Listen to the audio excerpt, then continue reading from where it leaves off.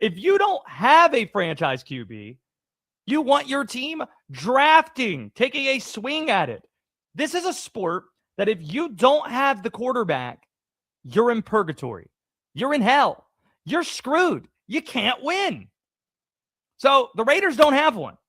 So the argument from some saying, well, they don't have a lot to surround him with. How could you take him if he's going to get pummeled back there? I don't know. 2 years ago, the Patriots took Drake May when Gerard Mayo was their coach and he didn't have an O-line. Turned out okay. The Bengals, awful team when Joe Burrow was drafted. No O-line. When they went to the Super Bowl, his O-line was bad. Good to get the quarterback. The worst case scenario for Fernando Mendoza is Jared Goff. That's the worst case for what Fernando Mendoza is going to be. Best case is Joe Burrow. He's likely going to land somewhere in between those two things. We haven't really seen complete bust whiffs with the number one pick of the draft in quite some time. You probably have to go back to the last time the Raiders had the number one pick with Jamarcus Russell to find the last time the number one pick was an absolute whiff at quarterback. Kyler Murray, you might think, oh, he's not working out right now with Arizona. He signed an extension. There's still some teams that might want Kyler Murray. You might say Jared Goff isn't all that great. But if you ask the Rams, would they do that again, drafting Jared Goff number one when they did? Abso-freaking-lutely you would. Went to a Super Bowl, and then he goes to another team and takes that team to the NFC Championship in a game they should have won. So Fernando Mendoza, he deserves to be the number one prospect. He is the best prospect, and he happens to be the best quarterback too. All those things are true. Let's not get stupid and over-analytical about these things. Let's not be the high school girl that's over-analyzing text, wondering, does he actually like me? No, let's stop. Let's not do any. He said it was fine rather. Can you hear me okay? Hey, huh? 310-840-4910. As mentioned, Josh Jacobs taking your phone calls. Is Fernando Mendoza Jared Goff? Is he Joe Burrow? Is he something better, something worse? 310-840-4910. Will Dalton is the producer of this program. Will Dalton, hello. How are we doing over there? We're doing well. You have your Carolina Hurricanes gear on. You're fired up. Don't even know if the Canes play today. There is some hockey. Hockey's back from the Olympic break. There is some hockey we need to talk about in just a little bit. 310-840-4910. This segment is sponsored by Progressive Commercial Insurance, protecting small businesses with affordable coverage options. Get a quote today, progressivecommercial.com. Looking at today's basketball slate. The calendar is flipping to March this weekend, and there isn't a scarier team in the country than the number one team in the land, the Duke Blue Devils, right now. The Blue Devils notched perhaps their most impressive win of the year earlier this afternoon. Number 11, Virginia, entered Cameron Indoor Stadium with just 3 losses on the year. This isn't Tony Bennett's slow-paced offense anymore. Ryan Odom's team averaging 83 points per game coming into today.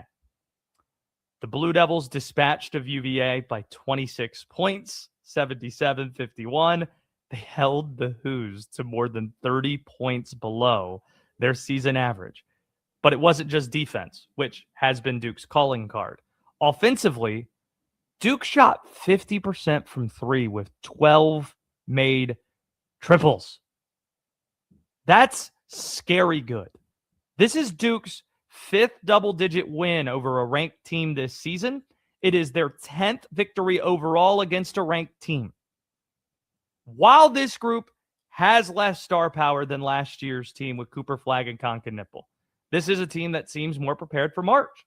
And it's not just something we've spent a lot of time on, including in an exclusive conversation with John Shire this week on Westwood One Sports, talking about being better in tight games. Last year, Duke was 1-4 in margins decided by 6 points or less. That came to a head in the Final Four loss against Houston. This year's Duke team, 5-2 in such situations. But it's not just that. Last year's Duke team didn't have a signature win away from Cameron Indoor Stadium. When they played marquee non-conference games, they lost them against Kentucky and against Kansas. This year's Duke team beats Michigan and Washington, D.C., beat Arkansas and Chicago, beat Michigan State and East Lansing, beat Kansas at MSG. These guys, road warriors, winning marquee games out of conference away from Cameron Indoor Stadium.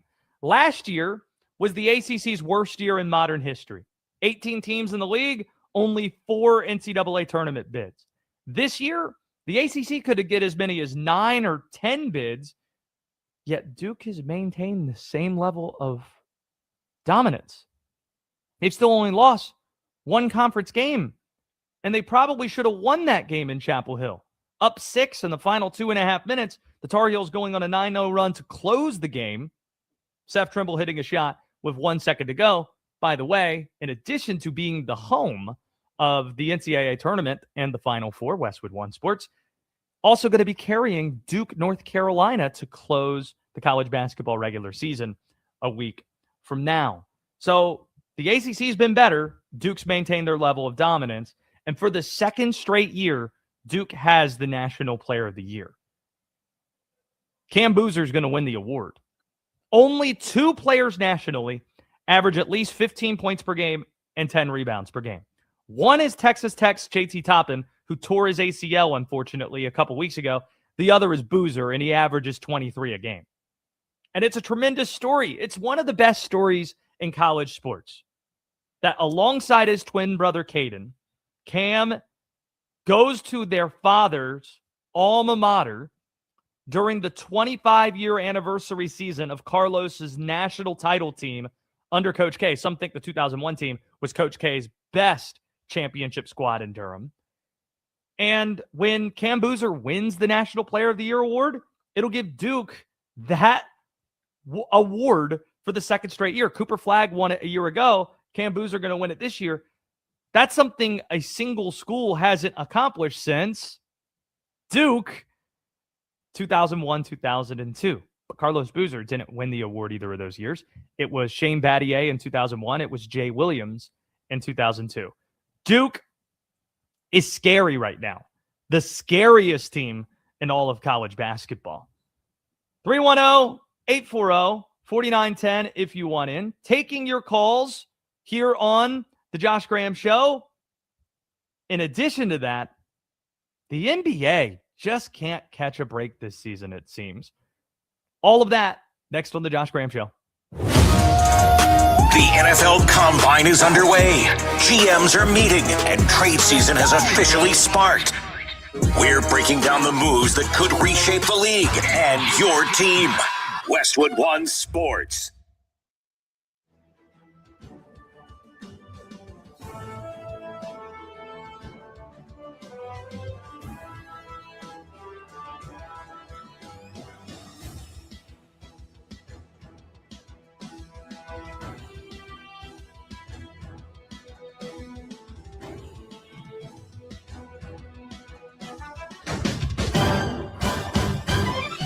At the tone, the broadcast will begin in 4 minutes, 30 seconds.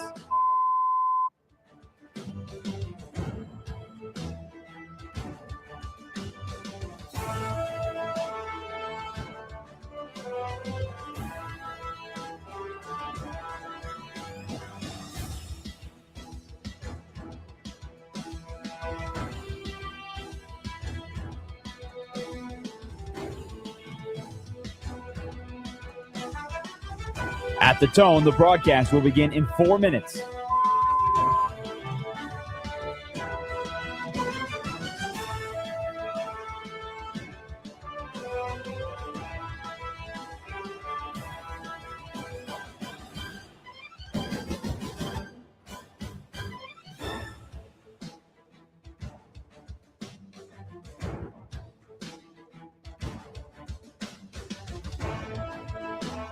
At the tone, the broadcast will begin in 3 minutes and 30 seconds.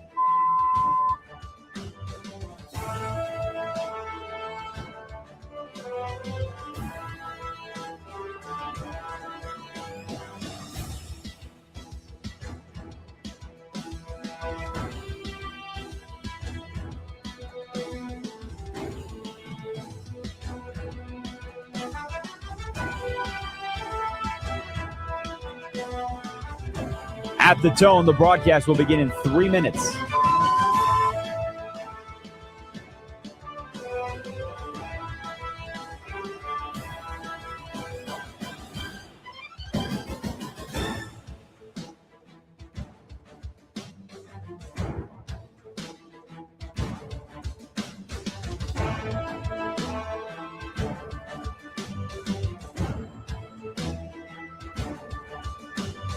At the tone, the broadcast will begin in 2 minutes, 30 seconds.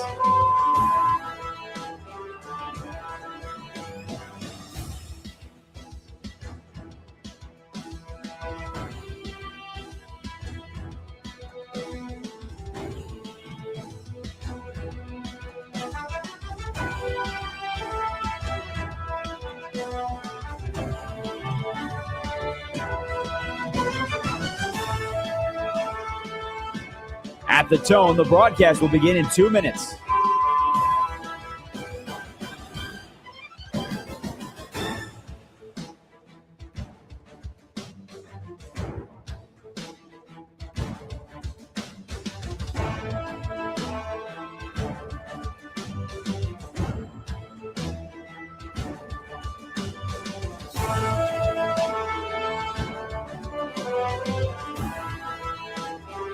At the tone, the broadcast will begin in 1 minute, 30 seconds.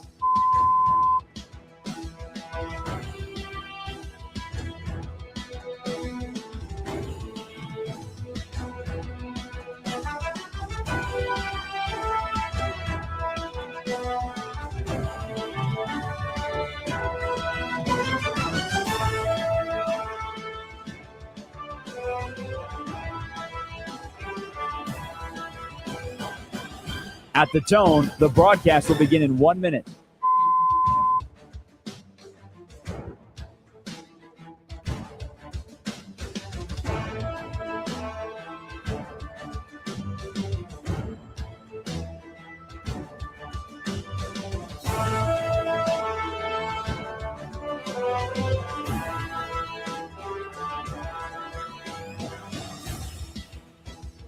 Stations, this is your final time check. At the tone, the broadcast will begin in 30 seconds.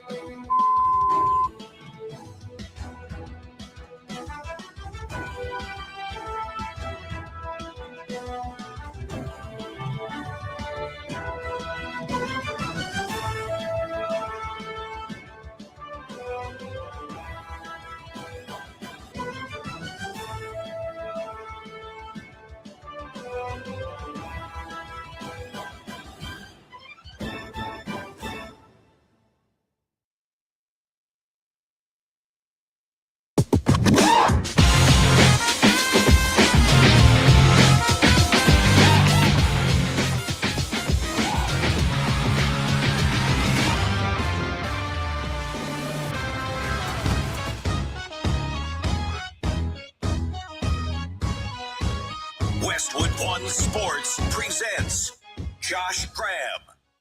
310-840-4910 if you want in on the program. Quarterbacks front and center at the NFL Combine today. Is Fernando Mendoza Jared Goff? Is he going to be Joe Burrow on the high end of things? Is he something better? Is he something worse? 310-840-4910 if you want in. Let's go to PJ, who's in West Virginia. PJ, you're on the Josh Graham Show. Where do you fall on Mendoza? Hey, buddy. God bless West Virginia. I'm actually just from regular Virginia, but West Virginians. But what part? What part? Good. Yeah. Reston, Virginia. It's beautiful. It's like a half hour or so from the nation's capital, and I mean it's just too darn expensive living out here. But I mean, you know, you do what you got to do to try to add more income, you know. But yes, it's expensive, there, but it's lovely. Where are you at on Mendoza? I basically agree with you. I agree with you that he's better than anybody that would have come out last year. And then the quarterback class the year before that, I mean, you might see three guys go in the Hall of Fame from that class: Jaden, Drake, and Caleb, maybe. So that's like kind of an outlier. But yes, so I think I don't know. I mean, I think he's definitely one of the top three best players in college football. I think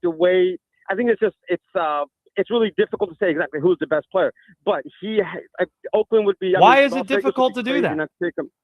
Why is it difficult to do that? Because okay, well, for me, it's two things. To be very candid, I did not watch enough college football last year to really get a good read on who is really the best player. And then the other thing is like, all these guys from Ohio, these guys on the defense for Ohio State, they look kind of ridiculous with their upside. But I'm still taking Mendoza number one. And here's the thing, what I think of him. I think his floor is like a prime version of Andy Dalton.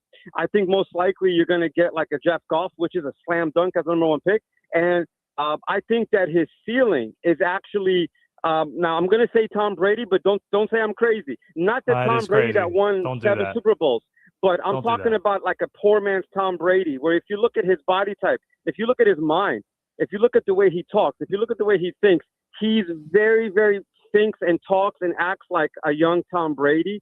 I see a lot of Tom Brady more than Joe Burrow. And the only other thing I was going to say is, and this is something I say to the local sports show guys always.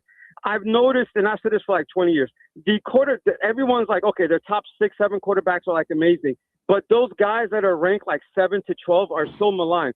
Jared Goff, he's an incredible quarterback. Statistically, like the last 3 of the last 4 years, I think he's been like top 5 in rating. So I think they're a little bit underselling Jared Goff. He's a hell of a quarterback. He's easily one of the top 10 quarterbacks. And people were saying, that's why I'm so glad that Sam Darnold won a Super Bowl, because I just like seeing like I'm a Commanders fan, but the Dak Prescott, the Kirk Cousins, Derek Carr back in the day, these guys that are like in that consistently 8 to 13 range, I think they're the most disrespected people in all of sports. People act like they're just some kind of like low end starter just because they're not. I agree with you, PJ. Brady I appreciate. Let me get someone else in here. I appreciate you, PJ. Good to hear from you. From Virginia. 310-840-4910. Let's go to Mitch, who's in Ohio. Mitch, Fernando Mendoza. We lost Mitch. 310-840-4910 if you want in on the program. Only thing I'll push back on with PJ there is don't compare anybody to Tom Brady. He's got a great mind and the way he talks, whatever. Don't compare anybody to Tom Brady. It's kind of like when people compare Dylan Raiola to Patrick Mahomes. Okay, cool. You kind of dress like him and you kind of look like him. That's fine. It's not fair to the kid to compare him to the greatest quarterback of all time. Be like if somebody coming out of college this year, you're like, you know who Cam Boozer reminds me of? LeBron James. So that's not fair. Hey, AJ DeBonsa or Darren Peterson at his best reminds me of Michael Jordan. What are we doing? So let's not do that. And on the other front, we can tell who the best quarterbacks or the best players in college are. There's an award handed out called the Heisman that goes to the best player in college football. Sometimes it does not go to the best player on the best team. But in this instance, it did. And then that team went on to win every single game and wasn't at a school flushed with top 10, top 15 picks on it like Ohio State. It was a program that hasn't won anything until Curt Cignetti and Fernando Mendoza arrived. Thus, we know it's a little bit more legit what we were looking at. Let's try Peter in Buffalo. Peter, 310-840-4910. Fernando Mendoza, are you in or out? Listen, this is a situation I am in. But, everyone's forgetting. I haven't heard anybody, and I'm sorry, the last caller, Tom Brady, that's over the top. Nobody's mentioning about building a team around the guy. You're only as good as the team around you. Well, hold one second. One second. I 10 minutes ago said that the New England Patriots, when they drafted Drake May, they didn't have an O-line and Gerard Mayo was their coach. But now I think everybody was like, hey, when Joe Burrow was drafted, Cincinnati had the worst O-line. Even when they went to the Super Bowl, he was sacked more than any quarterback that year. Absolutely, that doesn't mean you don't take the guy. I hear people saying, and I hope you're not saying this. I hear people say, you can't take the quarterback. You need to move out of the pick if you're the Raiders because he's just going to get pummeled or whatever. No, you still take the quarterback. No, honestly, I think he's the best. This is where you might call me nuts. I think he's the best quarterback prospect since Andrew Luck. Easy now. I know. I'm stretching. I mean, It is. I'm talking Tom Brady, man. I mean, I'm not going there. I'm just saying, like you said, okay, with the right coach, you get that kid some receivers. You already got the running back. You already got some stud tight ends. Sky's the limit for him. You know, sky is the limit for Fernando Mendoza. Peter, I love the takes. Appreciate that. Peter in Buffalo. As somebody who does this here, I'm appreciative of the takes. And we have Fernando Mendoza likened to Tom Brady. We have Fernando Mendoza, the best quarterback prospect in close to 15 years. I wasn't going to go back to the phones. Thank you, Peter. I wasn't going to go to the phones again, but I need to see if Mitch in Ohio can top that. Mitch, do you think you could do that? I'm not going to top it to say that Mendoza is Brady-like or better than Luck as a prospect. First of all, I think you are way too high on Mendoza for a second. I thought it was kind of crazy that you're telling the other guys to calm down. I think it's kind of funny. But what area did I overstate? For those who might just be jumping in now, I said low end he's Jared Goff, high end absolute best case scenario he's Joe Burrow, and he's better than Cam Ward last year, would go number one if it was last year's draft. That's as far as I went, saying he's the best player in this draft. Where did I overstate? I think you overstated for him to be – you acted like he's head and shoulders above Cam Ward and Shedeur, and I don't believe that necessarily. And Shedeur? Really, dude? Yes! Bro, what the hell is Shedeur Sanders won?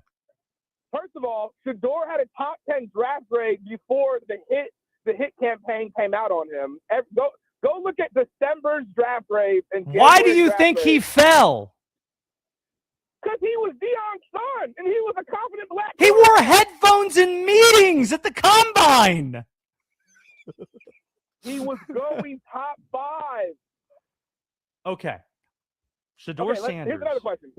All right. What's the thing? You're saying I'm overstating, and you're saying that Fernando Mendoza might not be as good as Shedeur Sanders. Shedeur Sanders is 6'2".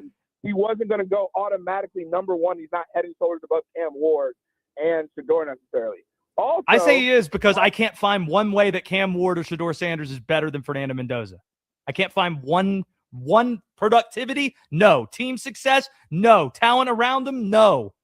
I mean, what else do you want? Listen. All the stuff. Intangibles, no. You're talking about Cignetti constructed success and Cignetti led things. Go back a year ago. Nobody was talking about Mendoza 6-6 coming out of Cal and crying after he beat, I think it was Stanford on the last game of that interview. That's right. And I'm not led his boys down the field. I'm not saying he's a slouch. I think he's good, but I do think Cignetti did a lot of the heavy lifting throughout the season and overall.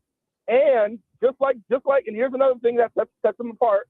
Just like Joe Burrow was not considered a top 5 pick the year before. I'm glad you said that. He was projected to be a 6th round draft pick going into his final year by Mel Kiper. So there are examples of guys having big years and then getting up the board. I mean, Cam Newton's a great example of that. Nobody knew who Cam Newton was other than the laptop situation. Then he goes to JUCO, comes into college 1 year, boom. I mean, it happens. Okay, but to his point, Cam Ward came from Incarnate Word, went to Washington State, and was making noise in Washington State before he showed up in Miami. Not saying he was the number 1 overall pick because he wasn't, but Cam Ward. Well, he was. Cam Ward was the number 1. He was the number 1 pick, and he deserved it. I'm just saying Fernando Mendoza is better than Cam Ward. What? Oh, what are you talking about? All right. Well, we're breaking up a little bit here. I appreciate the call, though. I do like the passion, Mitch, from Ohio. Appreciate the phone call from you. As promised, we'll get to more of your calls in a bit. 310-840-4910. The NBA struggles to catch breaks, man. I can't hear you. Oh, no, Mitch, we were letting you go. I appreciate the call. 310-840-4910. Con Knippel has passed Cooper Flagg in the Rookie of the Year race in the NBA. And frankly, this should have been a race that Con Knippel was leading all along. Throughout the season, he's been the most consistent player. Great from Jump Street, Con Knippel with the Charlotte Hornets. If you haven't been following this week, Con broke the single-season three-point record for rookies, the previous mark held by Keegan Murray 207 threes in 80 games. Khan exceeded that mark in 59. Khan also leads the entire NBA in threes by a wide margin. Khan, 211 threes. His Hornets win today against Portland. He has 20 more threes than Donovan Mitchell does, who's second in the league right now from downtown. The Hornets, as mentioned, 109-93 winners against Portland. The very entertaining voice of the Charlotte Hornets, Eric Collins, who is known in NBA circles as making regular season games between teams not in the playoffs sound like Game 7 of the NBA Finals. Here he was describing Khan in the perfect possible terms. He's unbelievable. He has made everything better. He's like basketball ketchup. You just put him on and like everything all of a sudden immediately is better. Just because of the way that he can shoot it and the way that he looks. Like I grew up in Cleveland, Ohio, and Mark Price had the shot that was supposed to be indestructible. And Khan's got that similar shot, man. It just looks like it's going to go in. Basketball ketchup. Khan Knueppel goes with everything. Will Dalton, do you have an Eric Collins impression you'd like to share with the audience? Oh, That's pretty good. That's it. not bad. Hum-diddly-dee! But the reason this race, Cooper Flagg versus Khan Knueppel, has dramatically changed is because Cooper has missed the last 5 games with a foot sprain. And the latest update includes him missing the second head-to-head with Khan Knueppel in Charlotte. Remember the first time? Cooper Flagg with 49, Khan Knueppel with 34, Khan getting fouled by Cooper for the go-ahead points to win that game. It's just another bad break for the league where every night it feels like, oh, this is such an exciting game. And then last night, Detroit facing Cleveland, and you don't get either James Harden or Donovan Mitchell in that game. And this is another one of those bad breaks. Khan, his Hornets team's playing for something in a way that Cooper's is not. Cooper's team is tanking. That might sour voters on him. In a season where tanking's been vilified, voters might just be more apt to take and reward players who are trying on better teams. Also, Khan has to share the basketball with LaMelo, Brandon Miller, Miles Bridges, which might lead to the numbers going down when Cooper's being asked to do pretty much everything with Dallas. Speaking of Khan and Cooper, these guys were teammates last year at Duke, and we had an exclusive interview with Duke coach Jon Scheyer this week, and we had a chance to ask him about his Duke duo and how closely he's following things in the NBA. How much have you been following the Rookie of the Year race in the NBA? Closely. In all seriousness, by watching the success they've enjoyed in the best basketball league in the world, in what ways do you think those guys sacrificed in terms of individual production by choosing to play together and play at a place like Duke? Yeah, well, I think you can definitely say if first of all, if they wanted to score more, average more points here at Duke, they could have done that as well. I mean, Cooper Flagg, man, we had a lot of games where we had big time leads, and Cooper was getting his guys shots. That's what he did. Khan, again, it was about winning. So if they wanted to be about stats, even here, they could have done that. Secondly, of course, they could have gone somewhere else, and it's just about them, and that's it. But they wanted the big. They wanted to challenge themselves more, as Jon Scheyer's talking about there. Appreciate his visit with us this week. They were roommates all of last year at Duke, and now front runners for Rookie of the Year. Khan Knueppel was a plus 500 underdog going into the All-Star break, now favored to win the Rookie of the Year award, according to our friends at DraftKings. Make sure you're subscribed to our YouTube channel. That's how you can watch the show in addition to listening to us. You can find that exclusive interview with Jon Scheyer.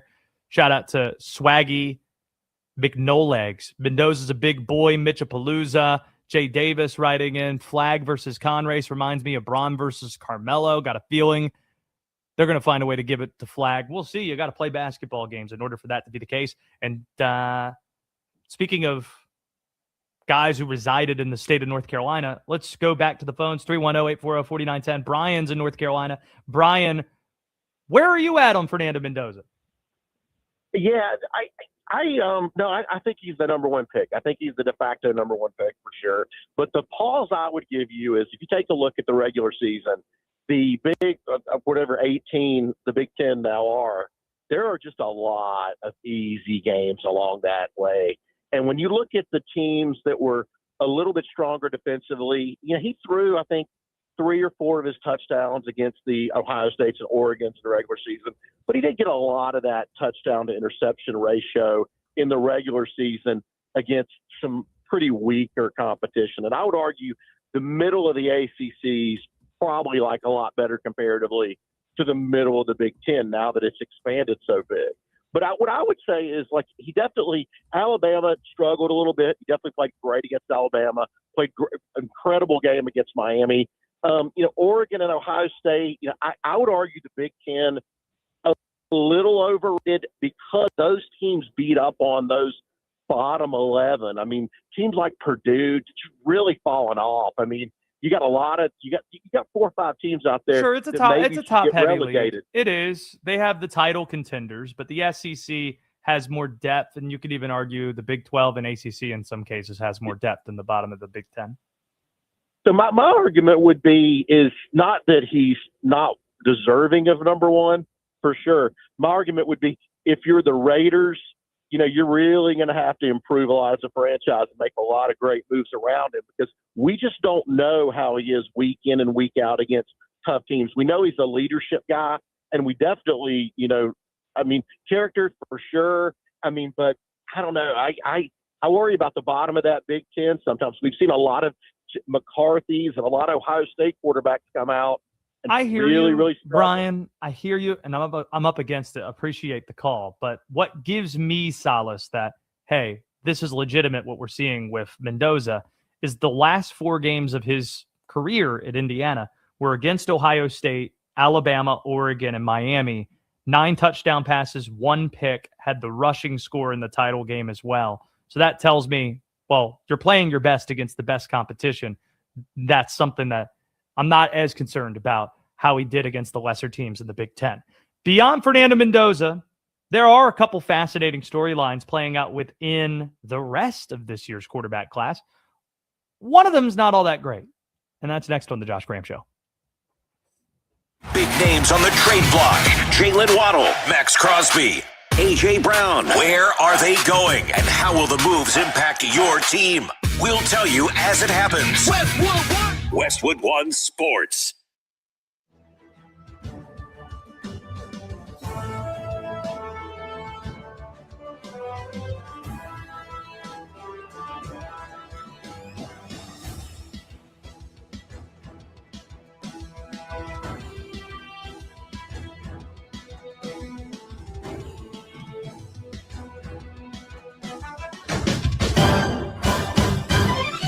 At the tone, the broadcast will begin in 4 minutes, 30 seconds.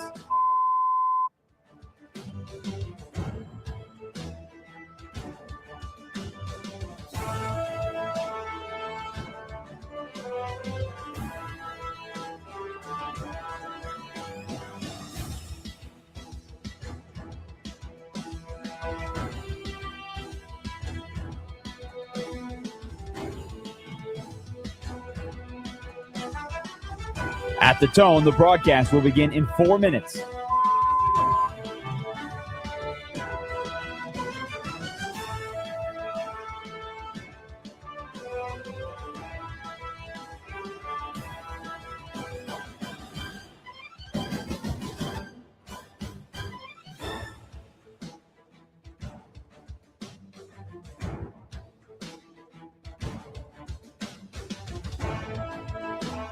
At the tone, the broadcast will begin in 3 minutes and 30 seconds.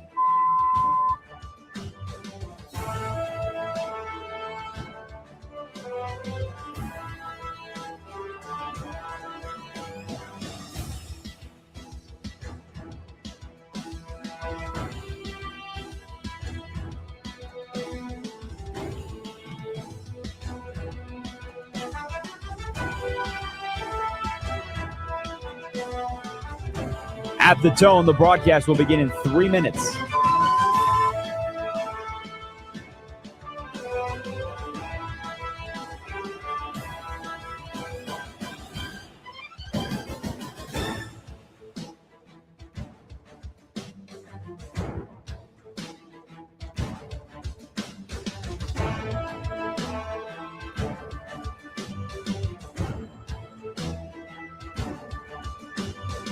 At the tone, the broadcast will begin in 2 minutes, 30 seconds.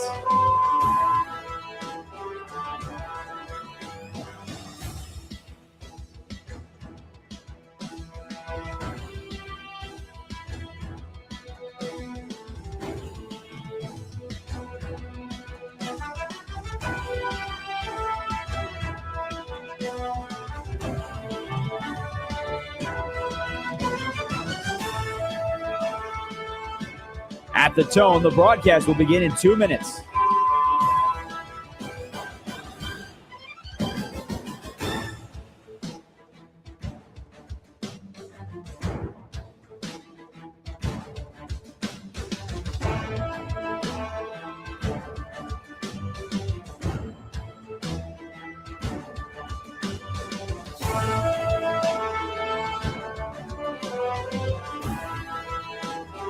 At the tone, the broadcast will begin in 1 minute, 30 seconds.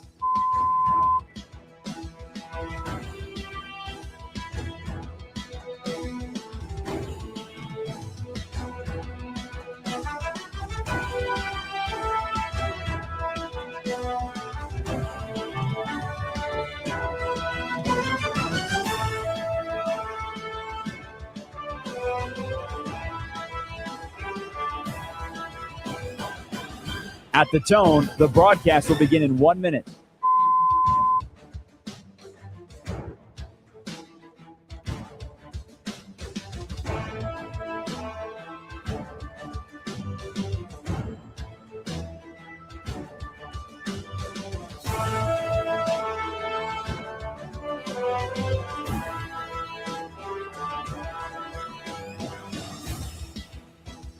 Stations, this is your final time check. At the tone, the broadcast will begin in 30 seconds.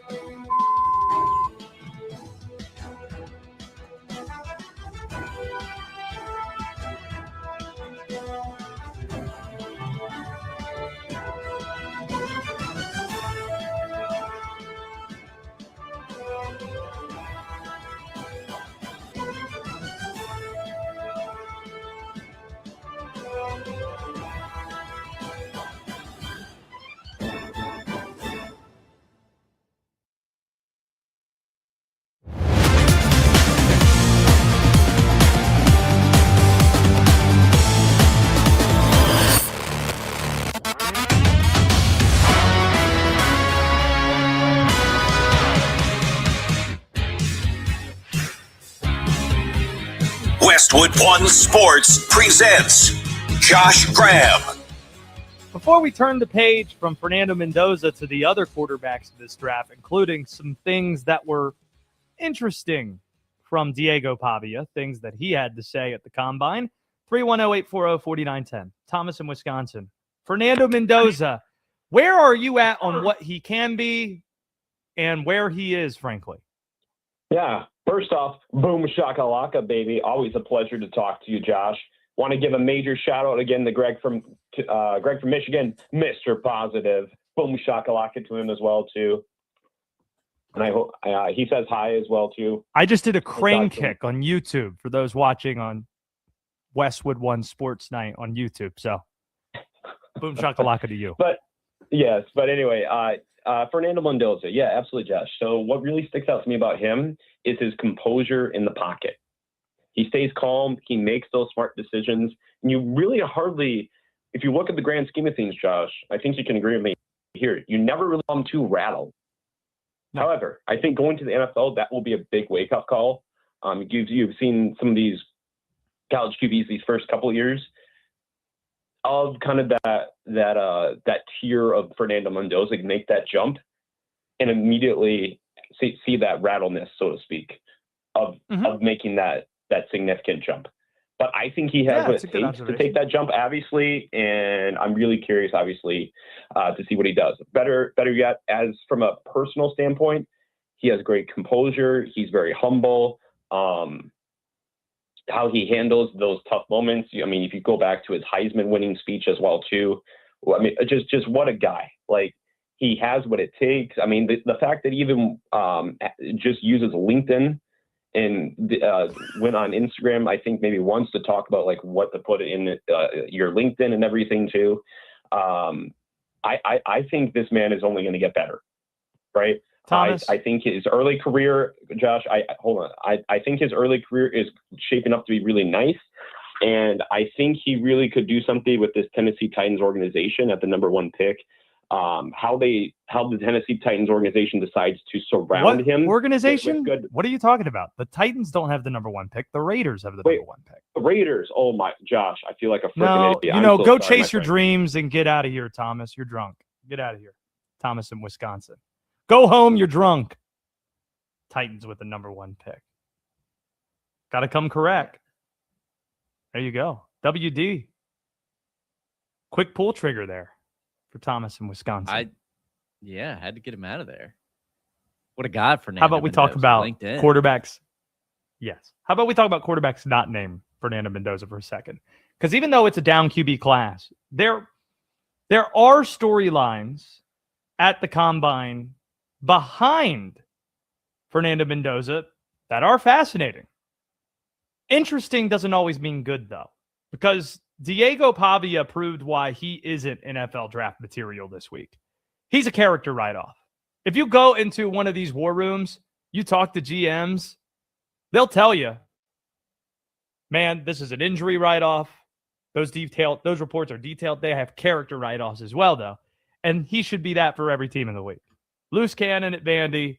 Before that, urinating on the New Mexico logo and the indoor facility. And we're talking about the guy after the Heisman ceremony said, F all the voters, not knowing the voters are Heisman voters.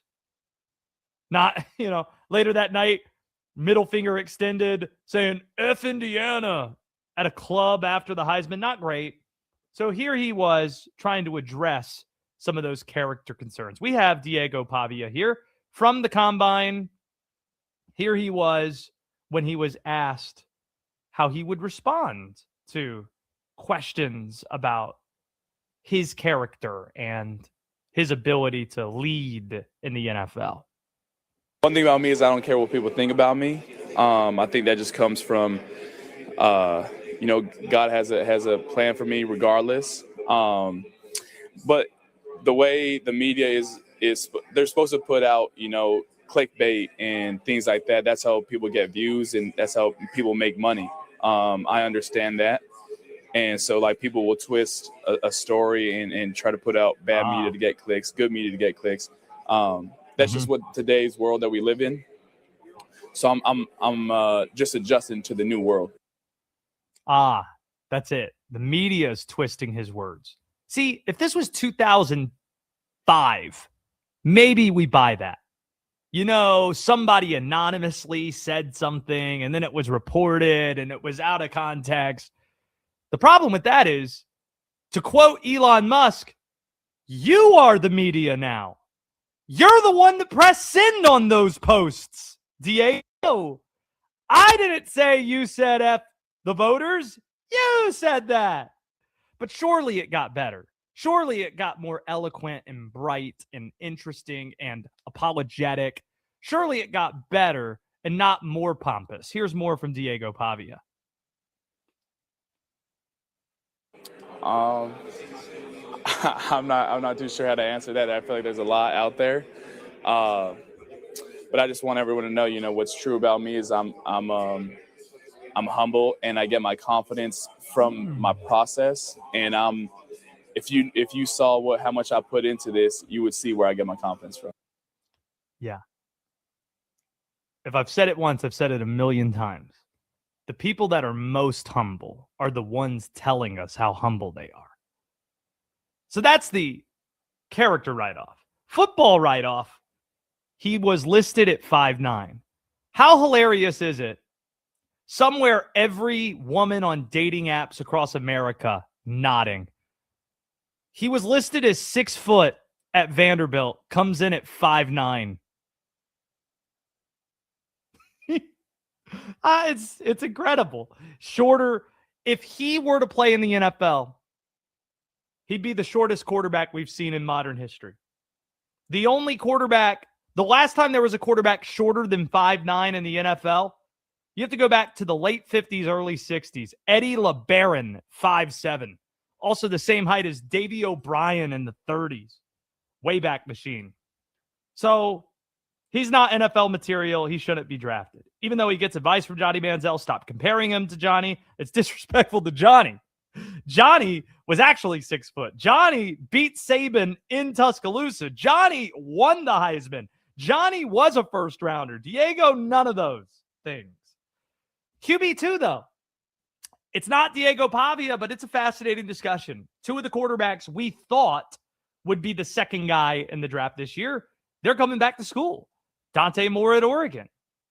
Trinidad Chambliss winning in court, going back to Ole Miss. Next year's QB class should be insane, by the way. The draft altogether, frankly. But the presumptive number 2 quarterback is Alabama's Ty Simpson, who was in the conversation for being the number 1 guy with Mendoza heading into the month of November. But that's when Alabama kind of was exposed for not having a run game. And Simpson started to play banged up. He didn't have the greatest offensive line, and he didn't impress in the most important games. So it's Simpson there. But then don't sleep on LSU's Garrett Nussmeier. He was the MVP of the Senior Bowl. Anybody who talks to him loves him, looks the part. Beyond Simpson and Nussmeier, it's a wasteland. This is where you go to Carson Beck and Taylon Green and Cade Klubnik. But even more captivating than who the second and third QBs are going to be is trying to project which teams are going to take quarterbacks beyond the Raiders. We didn't expect the Giants to take Jackson Dart in round 1 or for Shedeur Sanders to fall the way that he did. But New York's happy with their guy, and the Saints are happy to take Tyler Shuck early in round 2. So is it the Jets with their second first-rounder at 16? Maybe. That seems to be the earliest one of these guys can go. Mel Kiper has the Steelers taking Ty Simpson at 21. I'll tell you one team on the way out to watch for in this regard. How about the Rams at 29, who have 2 first-round draft picks? They have the Falcons pick from last year. Maybe they look for Matt Stafford's successor and a bit of a development project. Wow, 1 hour's in the books. We'll get to more of your calls at 310-840-4910. And remember when we said that baseball had surpassed the NBA as the number 2 professional sport in America recently? Well, another sport might have passed the NBA as well. And that's next on The Josh Graham Show. This is Westwood One Sports.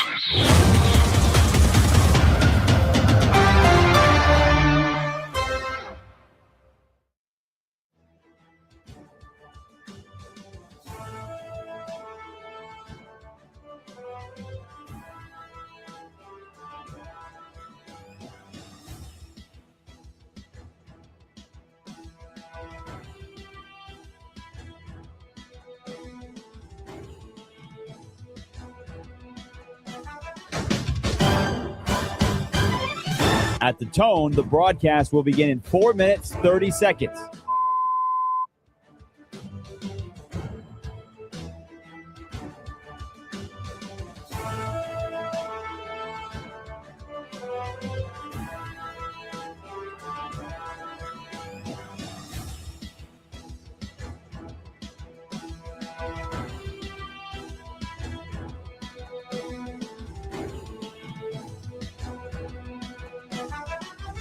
At the tone, the broadcast will begin in 4 minutes.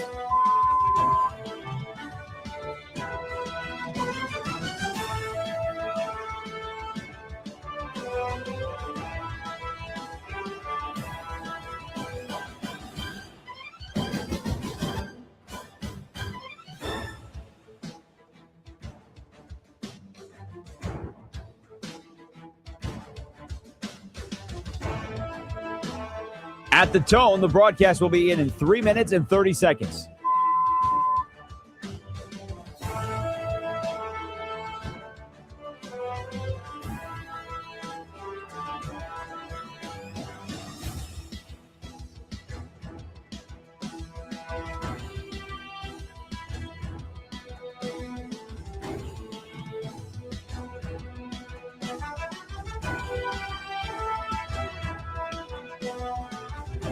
At the tone, the broadcast will begin in 3 minutes.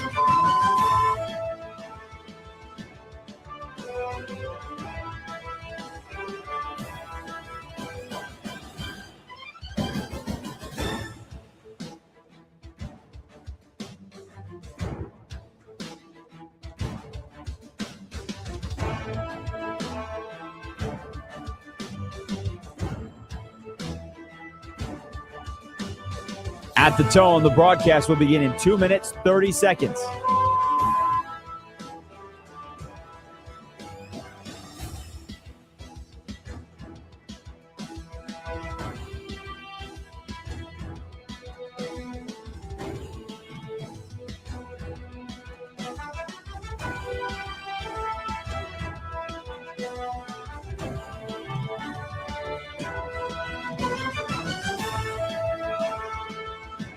At the tone, the broadcast will begin in 2 minutes.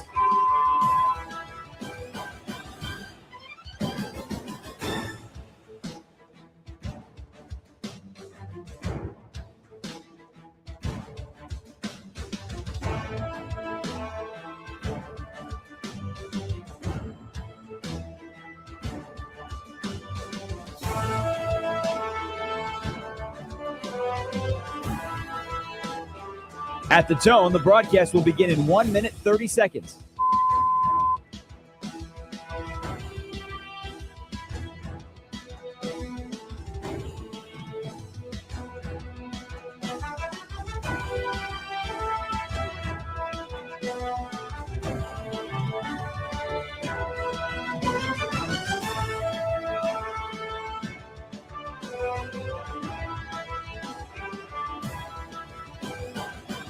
At the tone, the broadcast will begin in 1 minute.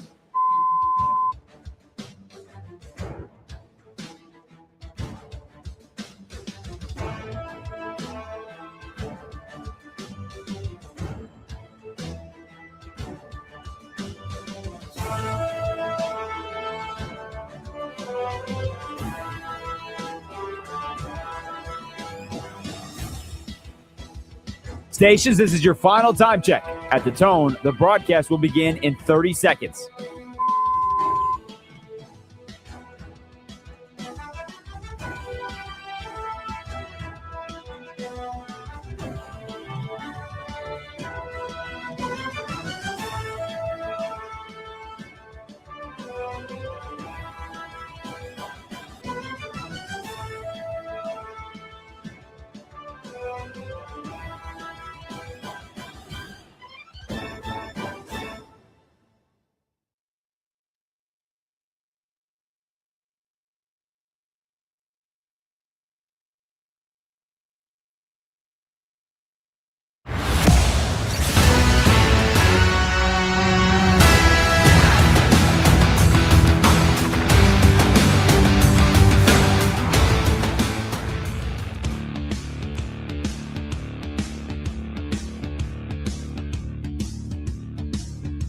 Westwood One Sports presents Josh Graham.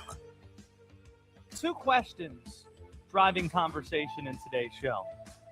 Number 1, what's Fernando Mendoza going to be at the next level, since today is the day that quarterbacks are being measured and some are throwing at the NFL Combine? Also, what currently has a better television product? What is currently a better sport to watch?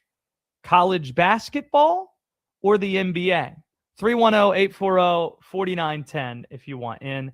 Because while Major League Baseball in a lot of ways has surpassed the NBA, retaken the number 2 spot in American professional sports, talking about the most popular sports in our country, there is a case to be made that while not as unpopular or not as popular yet, college basketball currently has a better product than the NBA does.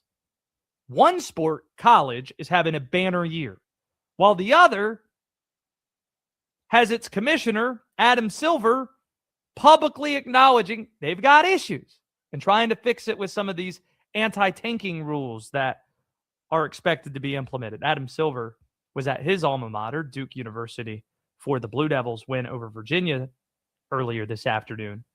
But in college, really what this comes down to, there's urgency every night, every day in college basketball, which you don't see in the NBA.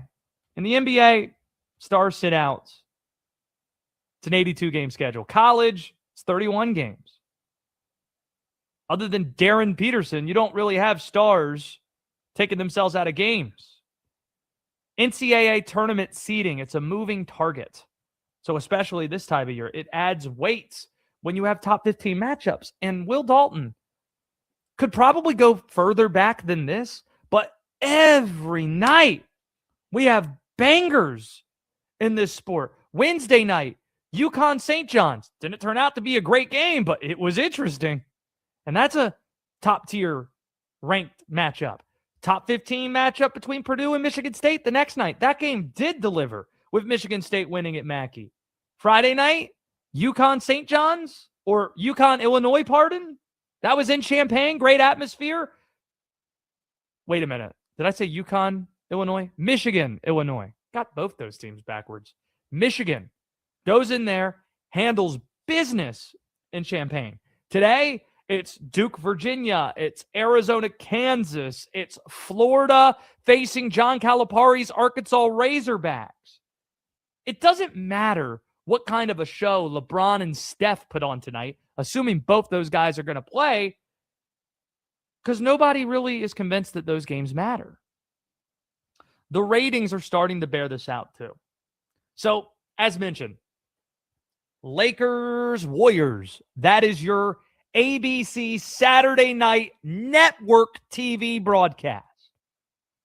Earlier this month, maybe the most recent ABC Saturday night game, drew 2.75 million viewers.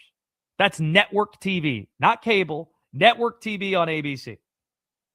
Last Saturday night, Duke played Michigan on cable, ESPN. Peak viewership, 5.4 million people watched. Almost twice the average viewership of the NBA Saturday night ABC game on network TV. And that's telling. But there is a case to be made for the actual basketball too. Because what you'll hear from the NBA heads is, just want to watch the best players in the world play. The basketball is just better because it's the best players in the world. Okay, they're more talented, but doesn't it seem like every team's trying to do the same exact thing offensively? Hey, let's make sure we get all our shots here from three, and let's make sure we clear out the lane, and, you know, less driving to the basket in the regular season than you see in the playoffs. And it just seems they're in the place that baseball was 10 years ago with the product, that analytics affected things so much that every team agreed on what the most efficient way to play is, and everyone's trying to do the same thing. That's not fun to watch, though. College invites variation in style, and it's different from league to league. The grinded out Big Ten versus the track meets you see in the SEC. UConn statistically averages 10 fewer possessions per game than Alabama does. That's fun, especially when you have those teams meeting each other in the NCAA tournament. Plus, the atmospheres inside college campuses, inside college venues, it just elevates the sport in a way the cookie-cutter, sterile NBA gyms do not. But I can hear you already saying, Josh, just wait till the postseason, the NBA playoffs. What's better than that? The answer, the NCAA tournament. It's the greatest postseason in sports. Or let's rephrase that. It's the most entertaining postseason in sports. If the goal of your postseason is to get the most representative champion or the best measurement for a champ, nobody does it better than the NBA. Best of 7 series, if you want to guarantee the best team wins in the end, the NBA does that. Best of 7 series will do it in a way that winning 6 in a row won't. But if you want the good stuff, you want the hard drugs of, oh, goodness, the stakes are so high and, oh my gosh, anything could happen. Get a tournament format with 64 teams trying to win 6 in a row. And those first 2 days, it's incredible. There's nothing like it. And the tournament lasts 3 weeks. It's a magical time frame. You play the Final Four in the championship game in an NFL venue, and those sites look amazing. So the NBA has to figure things out, because right now, college basketball's product is better than the NBA's. 310-840-4910 if you want in. Let's go to the phones, why don't we? Wes is in Boise. Wes, so I think the NBA is now in the place baseball was 10 years ago, where everybody's criticizing their product. They need to make some changes. Baseball did make the changes when they were criticized 10 years ago, and it's netted some positive results. That's why I think baseball is the number 2 sport in the country to the NBA right now. And I think if the NBA is not careful, more people might start gravitating to the college game than the NBA. What say you, Wes? I 100% agree. And if you remember back in the 70s, 80s, and the Jordan era, everybody knew everybody's starting 5 all over the country. I can still remember the New York Knicks 1969 starting 5. And they played hurt, and they played every day. And they weren't making millions and millions of dollars. This has turned a lot of people off. Oh, wait. I thought you, hold one sec. I thought you were making the case for college, saying you knew all the players because they stayed in school longer. And here's the thing. They're college players, I didn't even make that part of the argument, but with revenue sharing, we're seeing star players in college stick around longer. It's not just one and done anymore. That NIL's got to go, though. Well, it is going. It's now revenue sharing, where the schools are paying them directly. Yeah. But anyway, baseball is always going to be number 2, no matter what. Well, it wasn't last decade. Last decade, the NBA took over because the sport analytics were kind of making the game feel dull. They were getting too long. There weren't generational stars where you now have Shohei and Aaron Judge. I think that they made some changes that helped. The NBA had LeBron on the Heat, and then you had KD with the Warriors. The NBA was more captivating last decade than baseball was, but I think baseball is taking back the mantle. They need to have Shaq and Barkley and Ernie and that crew back. The other channel's got to go hire these guys because the NBA is going down, down, and out. They're like getting hit by a left from Mike Tyson without those guys. That was NBA worth watching. Now it's not. I appreciate the call, Wes from Boise. Good to hear from you. Tyler in Ohio. See, the key to doing sports talk, especially on a national basis, is finding a time to rope things back to the NFL. Always make sure you find a way back to football. And Tyler's given us an opportunity to do just that. Tyler, where are you on Fernando Mendoza and what he might be in the NFL? Hey, man, how you doing? I'm an Ohio State fan, and to be honest with you, before we played in the Big Ten Championship against Indiana, I wasn't super high on Fernando, but seeing his poise in the pocket, especially when Caden McDonald blasted him that first play, and then he just got right back up and was, ready to go, and they beat us fair and square. And one stat, too, that I don't think a lot of people know about is before the Miami game, Fernando had the highest rated completion percentage when blitzed. And, Miami with their defensive line, I think Fernando really proved himself. But one question I had for you, I know that we've been comparing him like to his ceiling to Joe Burrow, but it kind of reminds me of Josh Allen a little bit. I know that he doesn't run as much as Josh Allen does, but that run when he had there in the national championship game, that was something really to see for sure. Oh, no doubt. Thank you for the call. I don't see Josh Allen because the only 2 quarterbacks I've seen like Josh Allen are him and Cam Newton. Those are the 2 that have that build that are able to run that type of way. And that's why far and away those 2 quarterbacks have more rushing touchdowns in their careers than any other quarterback there is. But you are noting the mobility piece. Took some heat in saying Fernando Mendoza head and shoulders is better than Cam Ward from a year ago. That's an element of it. Fernando Mendoza could run, Cam Ward couldn't. Can't. It's not part of his game. There is a multifaceted piece, and that's why I brought up Burrow too. Burrow, he can move if he needs to. He did in college at least, and I think there are some similarities there, especially with how quickly their star rose. If you have thoughts on Mendoza, 310-840-4910. If you have thoughts on the TV product, what's better, college or the NBA right now? 310-840-4910. This segment sponsored by our friends at Progressive Commercial Insurance, protecting your business vehicles 24/7. See if you can save at progressivecommercial.com. We're seeing both sides of the Olympic hockey trade-off this week now that the Olympic break's over in the NHL? See, this is the conversation.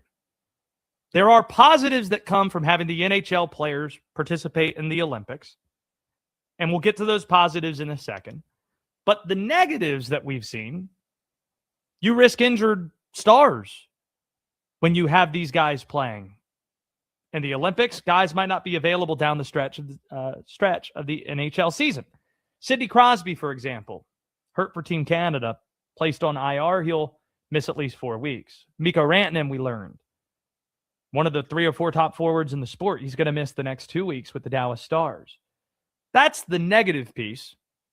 And in trying to do the calculus of is the trade-off worth it, the NHL will counter the concern for injury with what we've seen since that USA-Canada game last Sunday, that gold medal game. Because of it, there's new excitement in the sport that wasn't there before. Remember when we were talking about ratings of Duke, Michigan earlier in the segment and talking about the NBA rating as well? Wow, 5.4 million people watched at the peak viewership of Duke, Michigan. That's amazing. Only 2.7 watched in the ABC Saturday night game. Even though it was an 8 a.m. puck drop Eastern, Sunday morning, USA-Canada drew a 20.7 average viewership. Peak viewership around 27 million. For perspective, the highest rated Stanley Cup Finals game since the 2005 lockout was 8.7 million viewers. That was Bruins Blues 2019. Look at the attention Jack Hughes is getting. Fans of rival teams are wanting his jersey. He got a standing ovation in Pittsburgh. Plus, he's dating Tate McRae. Another win over Canada. People want to root for Connor Hellebuck and follow his story. Ultimately, the NHL players being in the Olympics, which they weren't the last couple of Olympics, it's a net positive for the league. The players like it. It's what they dream of growing up. So you might be able to leverage that and get some things that you want in CBA negotiations. The fans like it. It makes the Olympics more interesting. And I think overall, it makes the league more interesting down the stretch when the games are getting most important. One more. Let's go to Sean, who's in Knoxville. 310-840-4910. Sean, the Raiders, they're in line to take Fernando Mendoza. How do you think it's going to go? I don't think they should, man. I'll tell you this. Fernando Mendoza is a great player. He's smart. He knows how to analyze the defense. My thing with that is the Raiders need a quarterback, sure. Their situation right now, it isn't the end all be all. But before you get a quarterback, you have to have depth. You have to have a strong offensive line. You have to have a running game. They don't have the defense to support them. I just don't think that using him on a first-round pick is the way to go. Let me ask you this question. A couple years ago, the Patriots had Gerard Mayo as their coach. They were picking in the top 3. They had the worst offensive line in the NFL. They could have drafted an O-lineman there. They drafted Drake May. Do you think that was the right decision? I mean, they just went to the Super Bowl, so I mean, you could argue that it was. Right. But that Cincinnati didn't have an offensive line. They had the worst O-line in the league when they went to the Super Bowl, and the Patriots O-line wasn't all that good this year either. I'm saying that's the most important position in the sport. My point is this. Just let me know if you agree or disagree with this. In the NFL, if you don't have the quarterback, you're screwed.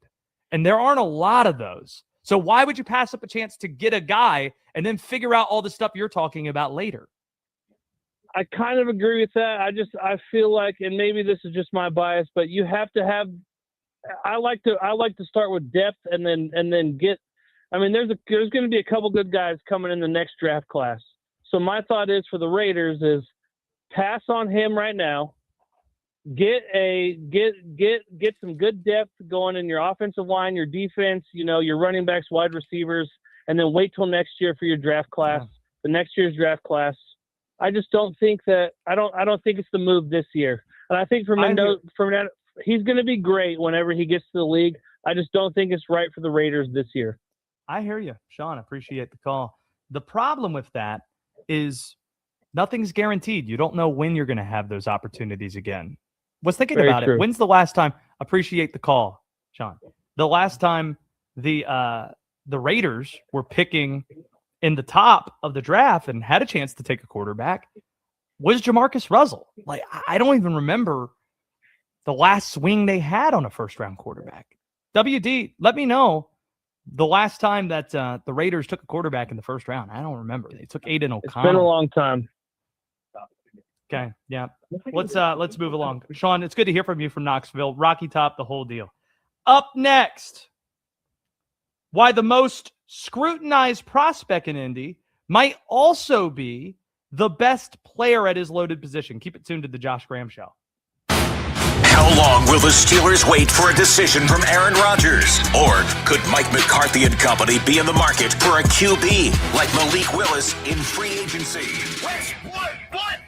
Westwood One Sports.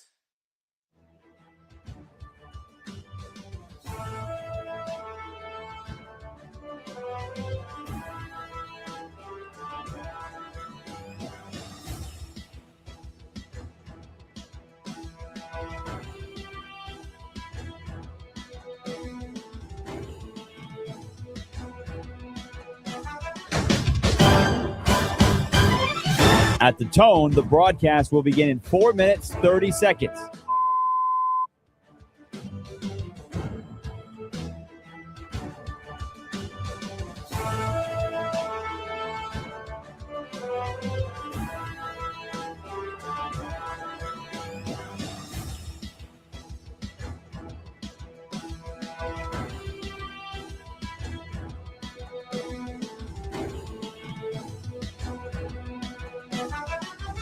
At the tone, the broadcast will begin in 4 minutes.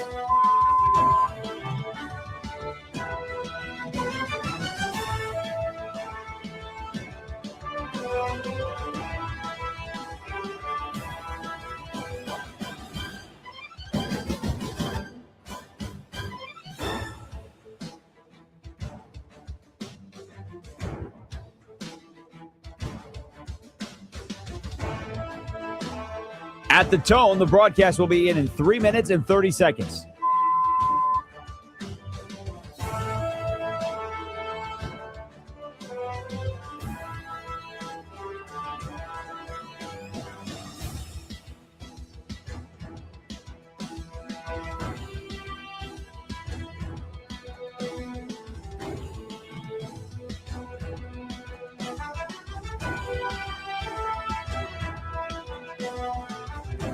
At the tone, the broadcast will begin in 3 minutes.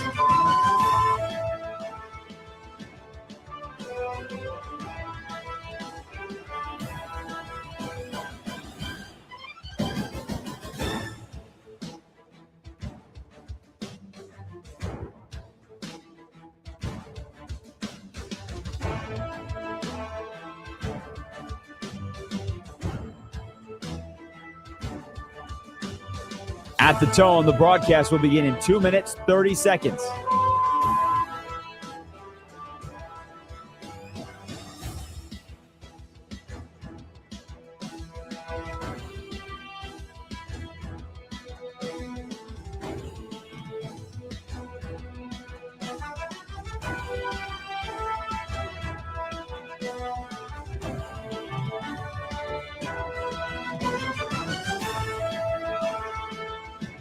At the tone, the broadcast will begin in 2 minutes.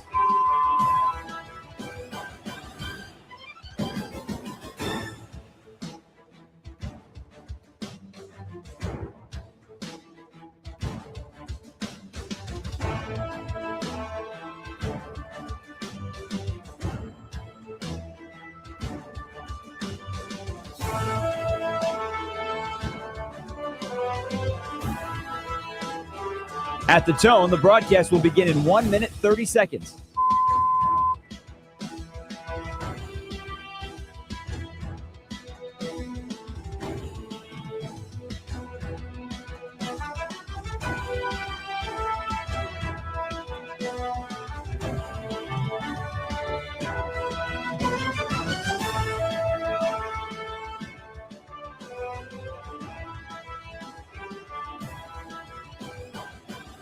At the tone, the broadcast will begin in 1 minute.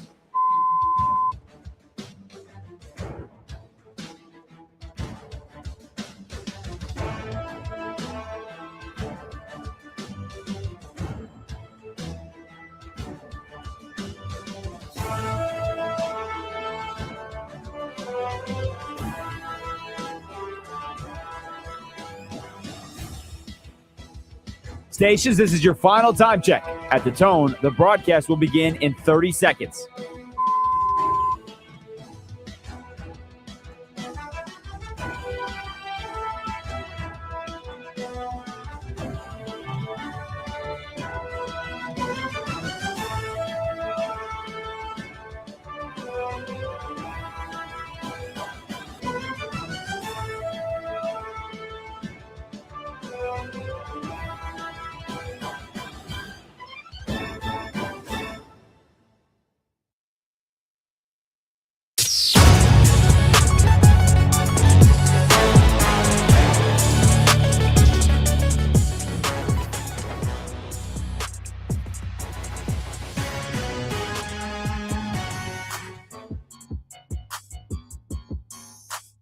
Westwood One Sports presents Josh Graham.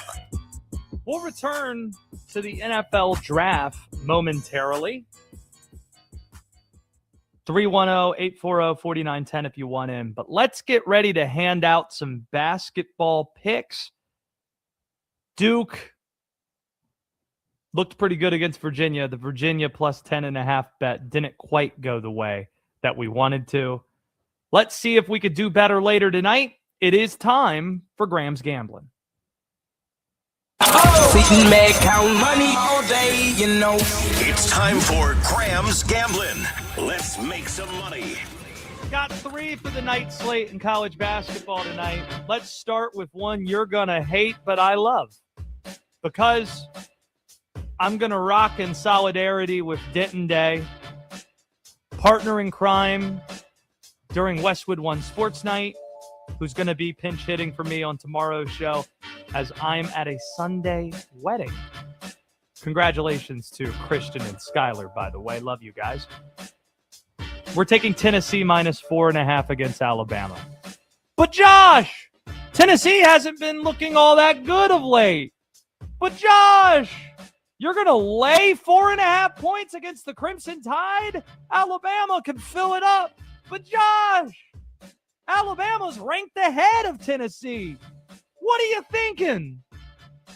I know, and Vegas knows. We're going Rick Barnes, and we're laying the points. Thank us later.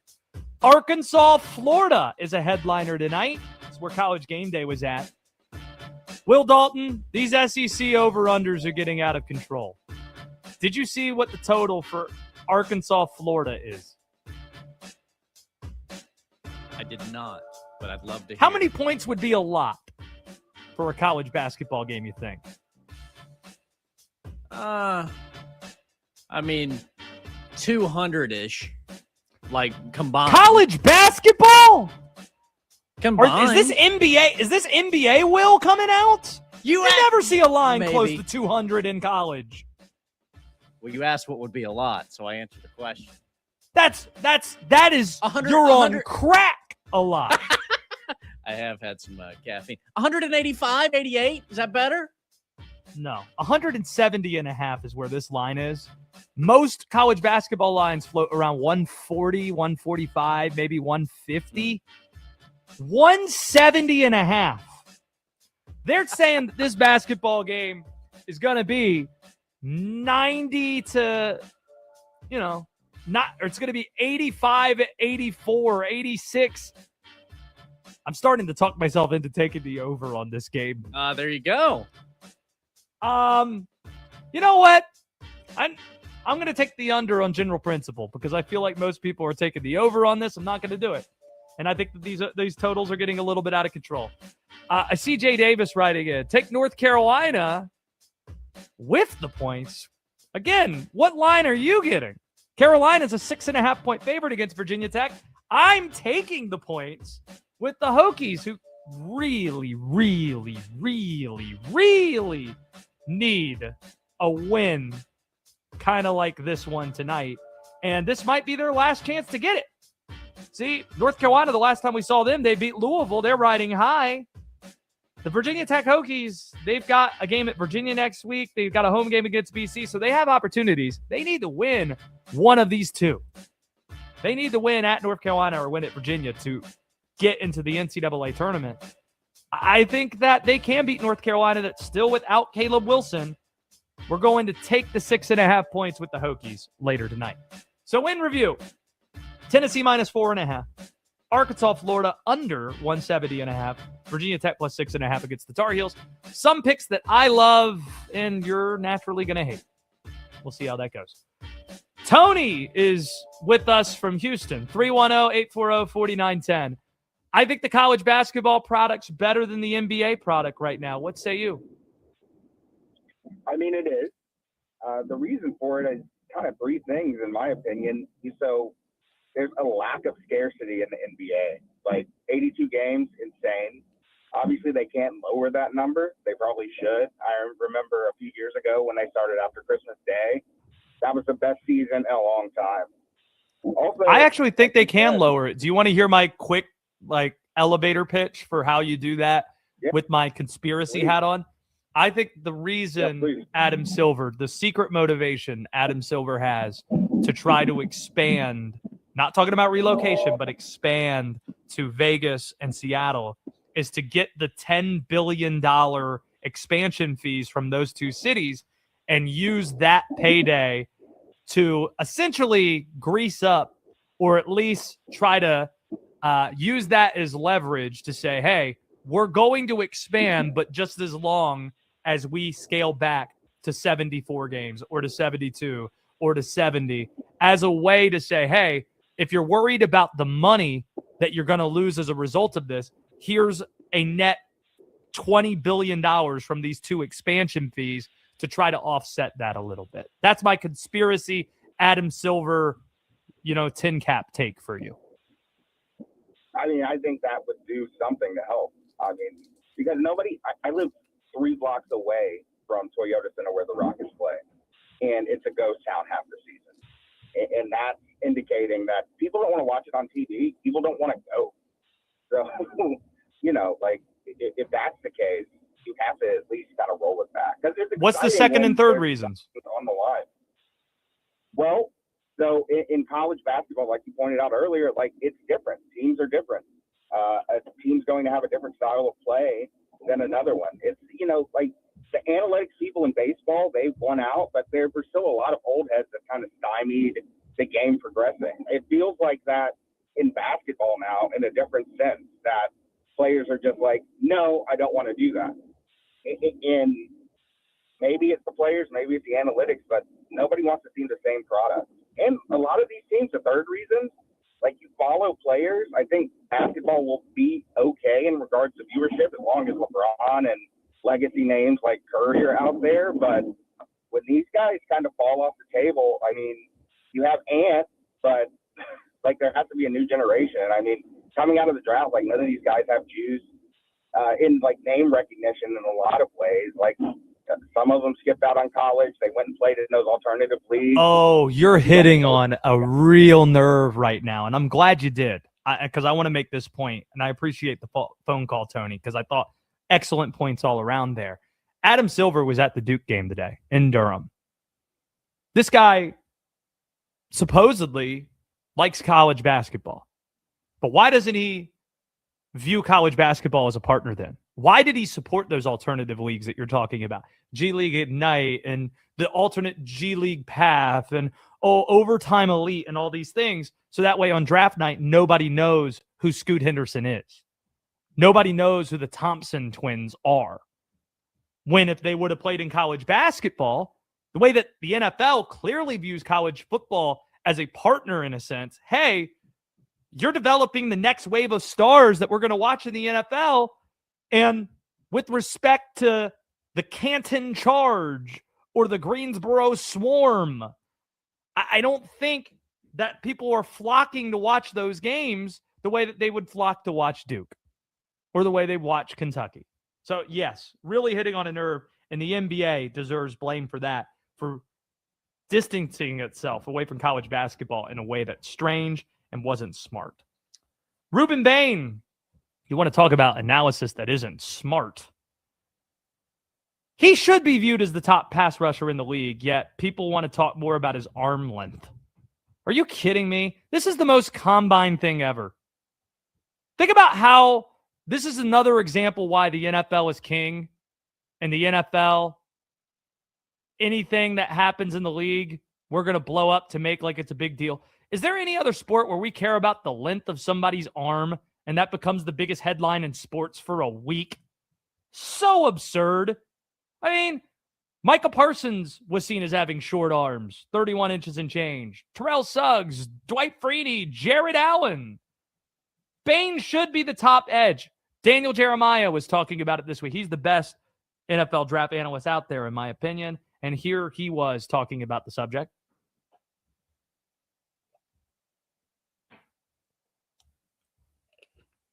This is courtesy of NFL Network. I have my thoughts on it as a scout, and I think every measurement matters, but I wanted to reach out to some defensive coordinators and see what they thought and how they would explain it. So I don't want to put words in their mouth, but this is one of the best defensive coordinators in the NFL.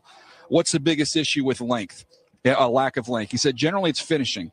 Not as good at extending and separating off blocks, not as good extending to get to the elbow or even wrapping around the quarterback. So then the follow-up question is, well, how would you overcome that, in your opinion, if you don't have length, like Bain? He said, I said leverage.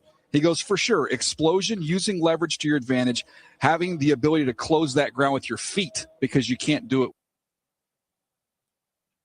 Yeah. Winning with your feet, winning with leverage, like we saw him do in college.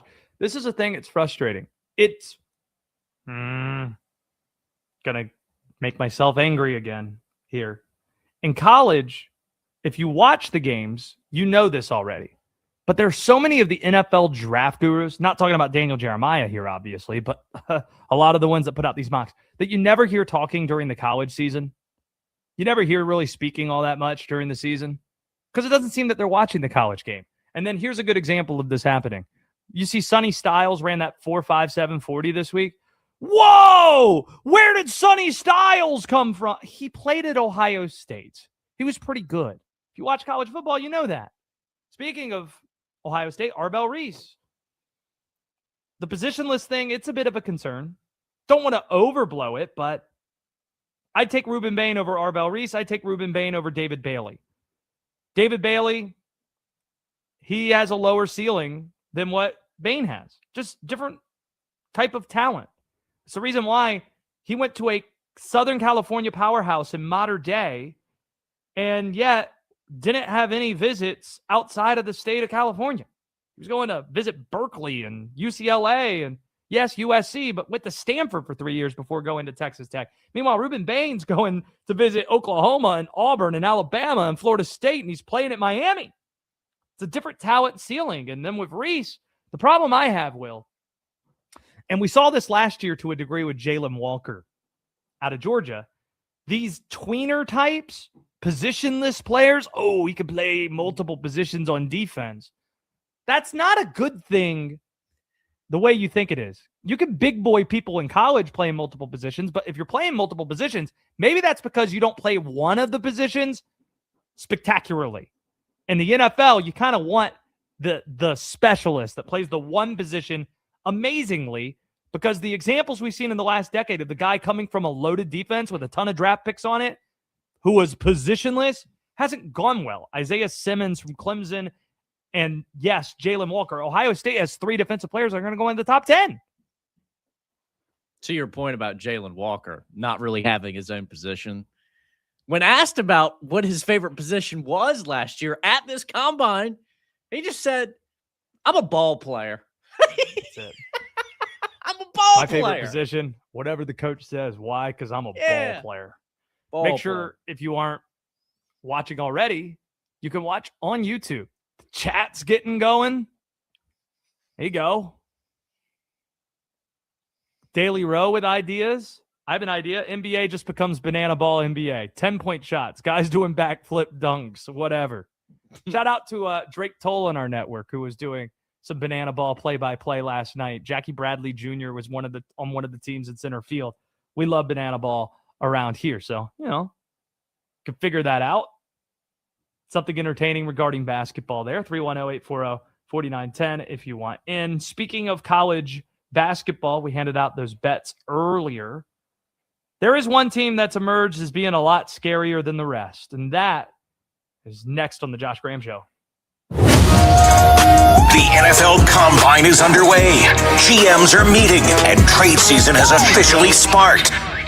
We're breaking down the moves that could reshape the league and your team. Westwood One Sports.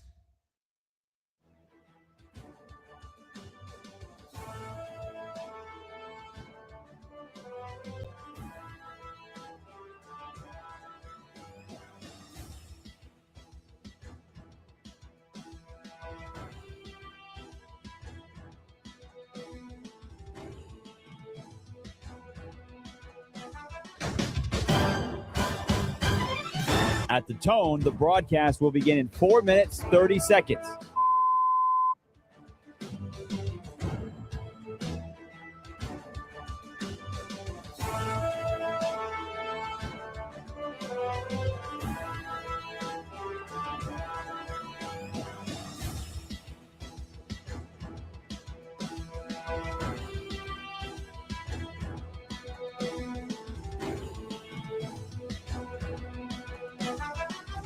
At the tone, the broadcast will begin in 4 minutes.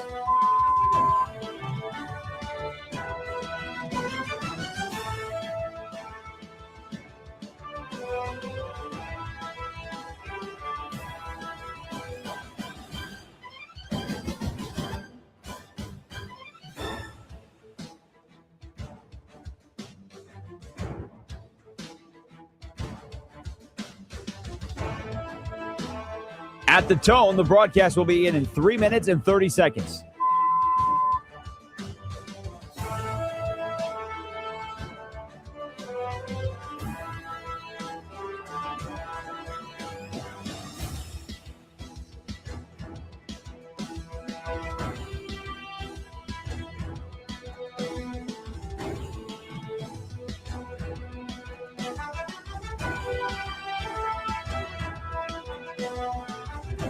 At the tone, the broadcast will begin in 3 minutes.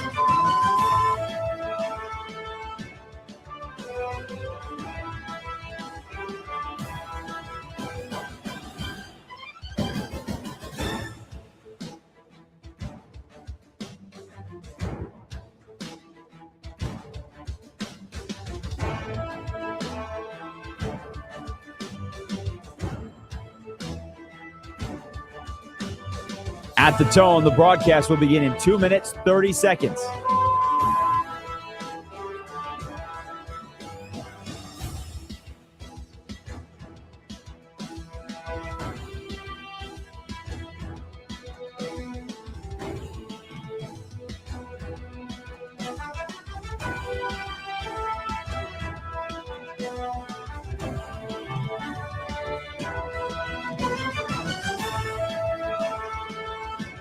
At the tone, the broadcast will begin in 2 minutes.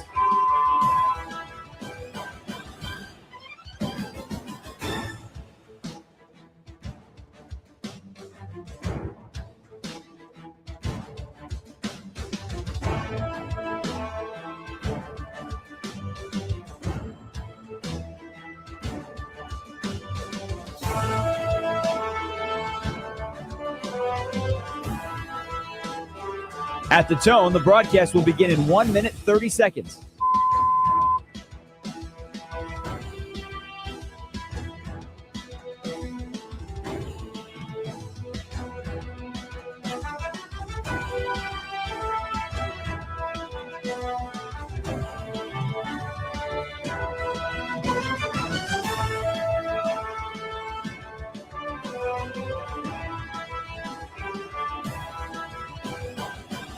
At the tone, the broadcast will begin in 1 minute.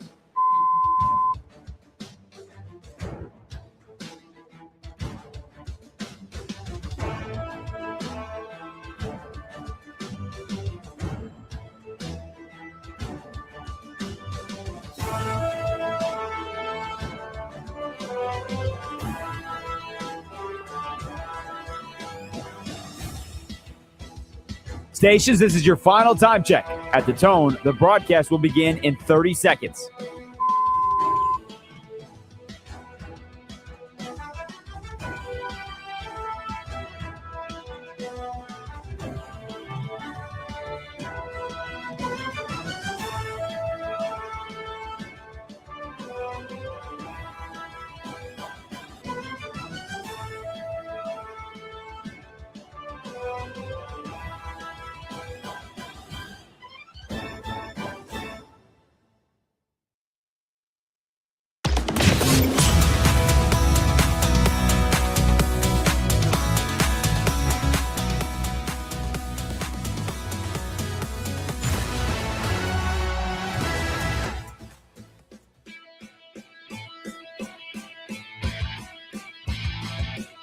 Westwood One Sports presents Josh Graham. Darren Peterson is doing everything in his power to keep Kansas alive at Arizona. But with Koa Pete back in the lineup, the number 2 team in the land, the Wildcats, starting to pull away a little bit, 58-47, entering the final 10 minutes out west. But neither of those teams are the best team in college basketball right now. Only one team can have the number 1 ranking after all, and that belongs rightfully to the Duke Blue Devils. There is not a scarier team in the country right now, with the calendar flipping to March tomorrow, than these Devils. They notched perhaps their most impressive win of the year today. Number 11, Virginia, entered today with just 3 losses. This is not the Tony Bennett slow-paced offense anymore. Ryan Odom's team averages 83 points per year coming in. 83 points, 83 points per game, heading in.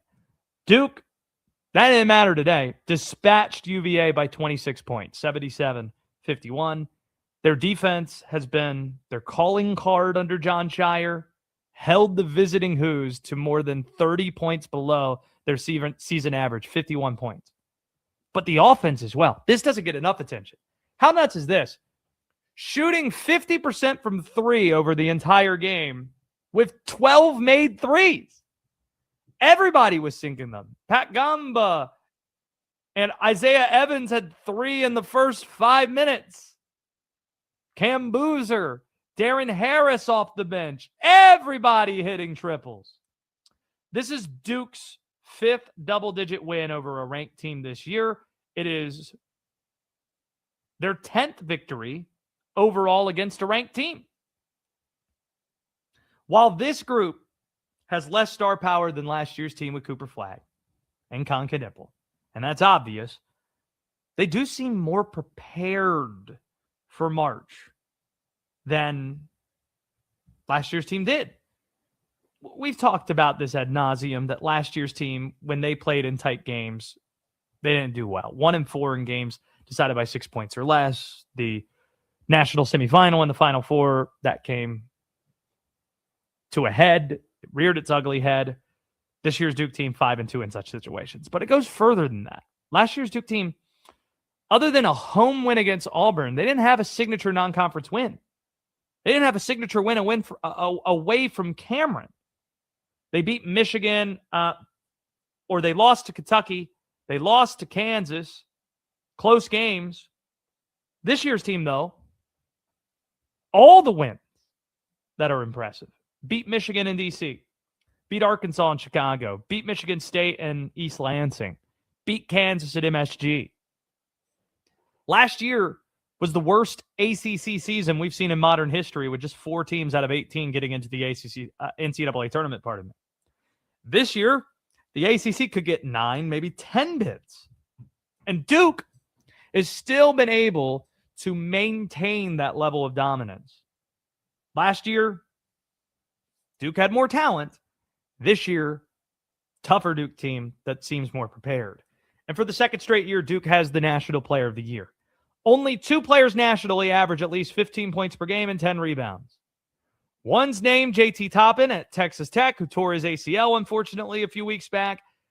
And the other is Cameron Boozer. Cam Boozer averages 23 points, though, along with those 10-plus boards. And it's a tremendous story. Cam Boozer and his twin brother, Caden, they're playing at their dad, Carlos's alma mater, and it's the 25-year anniversary of a team that Carlos Boozer cut down nets on at Duke. Some think that 2001 team, by the way, was Coach K's best title team. When Cam Boozer wins the National Player of the Year, it's going to be Duke's second straight award. Cooper Flagg won it a year ago. This will be Cam Boozer. A school hasn't done that since, well, Duke, 2001, 2002. Shane Battier winning it first and then followed by Jay Williams, 2002. 310-840-4910. Who is the best team in college basketball right now? Is it Duke? Is it Arizona, who's now up 16 points, starting to pull away? Are you still a believer in Michigan,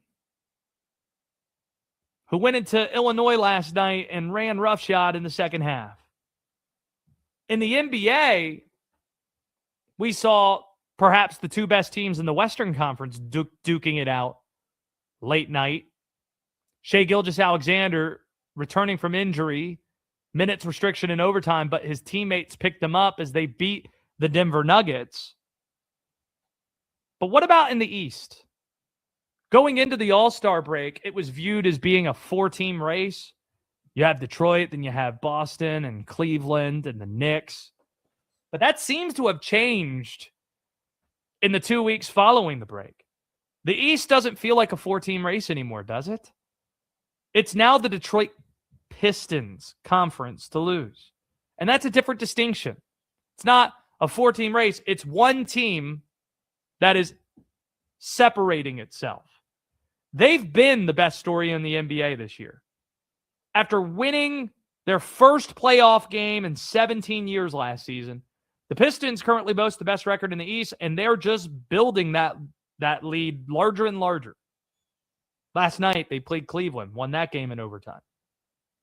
Jokic and SGA, they're in danger of not meeting that 65-game minimum in order to win the MVP. If they don't meet that, Cade Cunningham might be the beneficiary. He's the only guy that, there aren't many players that do what he does, points, rebounds, assists.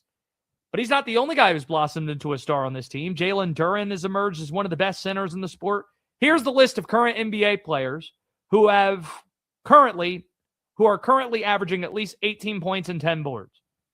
Jokic, Cat, Victor Wembanyama, Jalen Johnson, Jalen Duren. He's one of five. And among the other perceived top contenders, the Celtics and Cavs, they don't have enough. Jaylen Brown deserves strong MVP consideration for how he's carried Boston in Jason Tatum's absence. But the regular season's a different animal than the playoffs. In the playoffs, it's about matchups, and you have to be deep in winning 7-game series. It requires a lot. Boston, in order to get into proper apron situations, setting themselves up cap-wise in the future, they're not going for it this year. And that's going to reveal itself in the postseason. So they're not going to win the East. The Cavaliers, they're not as good as they were last year. They panicked at the deadline. They dumped Darius Garland and DeAndre Hunter for James Harden, Keon Ellis, and Dennis Schroeder. Putting James Harden's playoff history aside, he just fractured his thumb, and Donovan Mitchell didn't even play last night either, so that's not fun. Which brings us to the Pistons and the Knicks. That would be an ideal Eastern Conference final. It would be fun. It would be a physical series. Detroit pushed New York to 6 games when the Knicks advanced to the Eastern Conference Finals last year. And while regular season meetings in the NBA should always be taken with a grain of salt, there are instances it does matter. And this might be one of those instances. In the 3 meetings between the Pistons and Knicks, Detroit's murdered the Knicks in all 3. First meeting, 31-point win. Second game, 38-point win. Third game, 9 days ago. Detroit's leading by 20 at MSG in the fourth quarter. Nothing's guaranteed in the future, so make sure you capitalize right now if you're the Detroit Pistons. They're the team to beat in the Eastern Conference. 310-840-4910. Dave in Winston-Salem, North Carolina. Who's the best team in college basketball right now?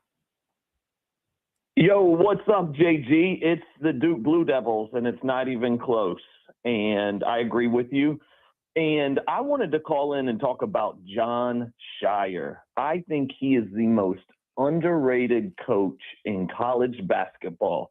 Since he's taken over Duke, he's got a 115 to 24. He's won 115, lost 24 games, right? And you know what? One of the hardest things to do in life, not only in coaching, but in life is to replace the legend. You always want to be the guy who replaces the guy, right? Like you look at any dynasty, USC football back in 2000s, Miami football when it went to Larry Coker, they usually end up running it into the ground. Look at Kentucky with Calipari. Has Mark Pope ran in the ground? No, but are they Kentucky blue top 5 teams that Calipari had? No, same thing with Villanova. So to say John Shire, he's got all this talent. Well, he's still got to coach that talent, and he coaches it so extremely well. I give you last year in the ACC tournament, they lost Cooper Flagg in that opening game, right? What did they go to do? They went on to win the dang thing, right? He can adjust on the fly. He is a dog. All he needs, if he wins the championship this year, he should have won it last year. And it's not his fault that his players vomited all over themselves in that last minute. That's not a coaching error in my book. That's the players turning it over and coughing it up. If he wins a national championship this year, he is at the top of the list for college basketball coaches, JG. Yeah, and I might go a step further. Appreciate the call, as always, Dave and Winston-Salem. If he wins the national championship, NBA teams might start calling, saying, this guy's won 83% of his games, and he's handling NBA-level talent year in, year out. Maybe something worth keeping an eye on. John Shire, another piece that bothers me that you talk about. He has all this talent. How do you think it arrives there when you don't have national championship resume? Every single year, Duke has the number 1 and number 2 recruiting class since John Shire took over, and he has the number 1 recruiting class for next year, too. I'm with Dave there. I think that's a great. At this time last week, there were 14 teams on my list that could win a title. Well, that list is down to 11, and it might be 10. We'll tell you why next. This is Westwood One Sports.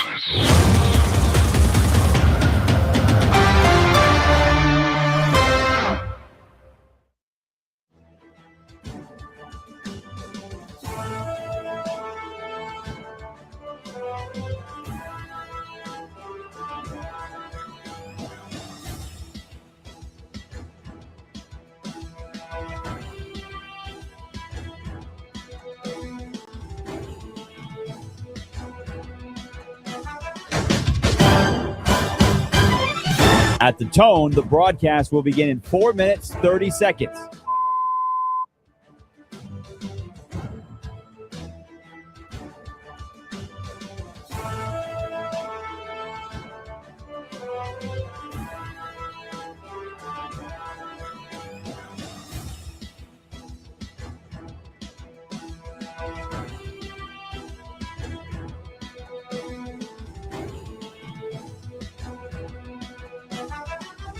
At the tone, the broadcast will begin in 4 minutes.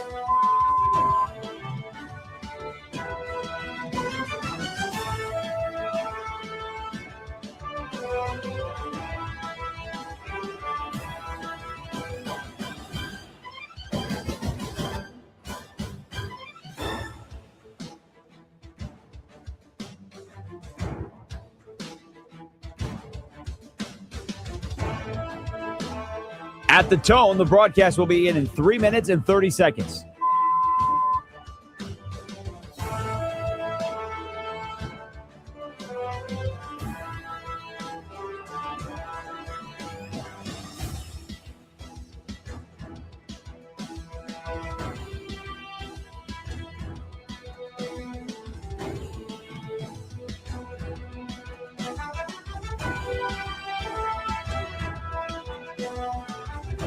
At the tone, the broadcast will begin in 3 minutes.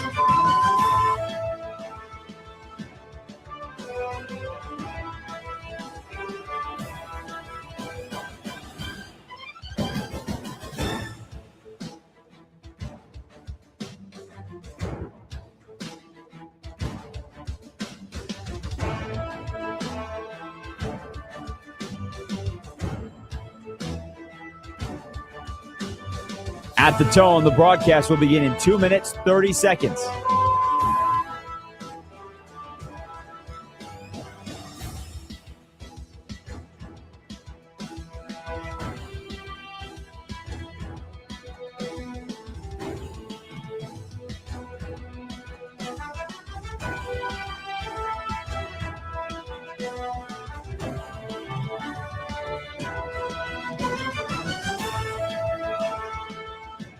At the tone, the broadcast will begin in 2 minutes.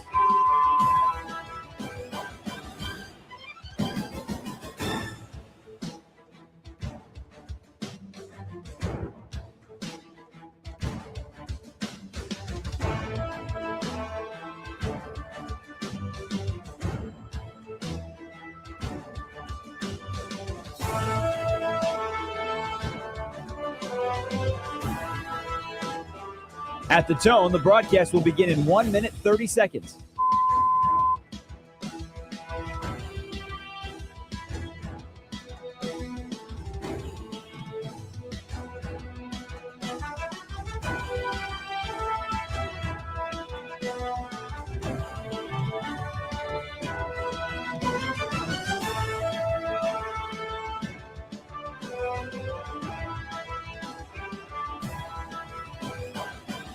At the tone, the broadcast will begin in 1 minute.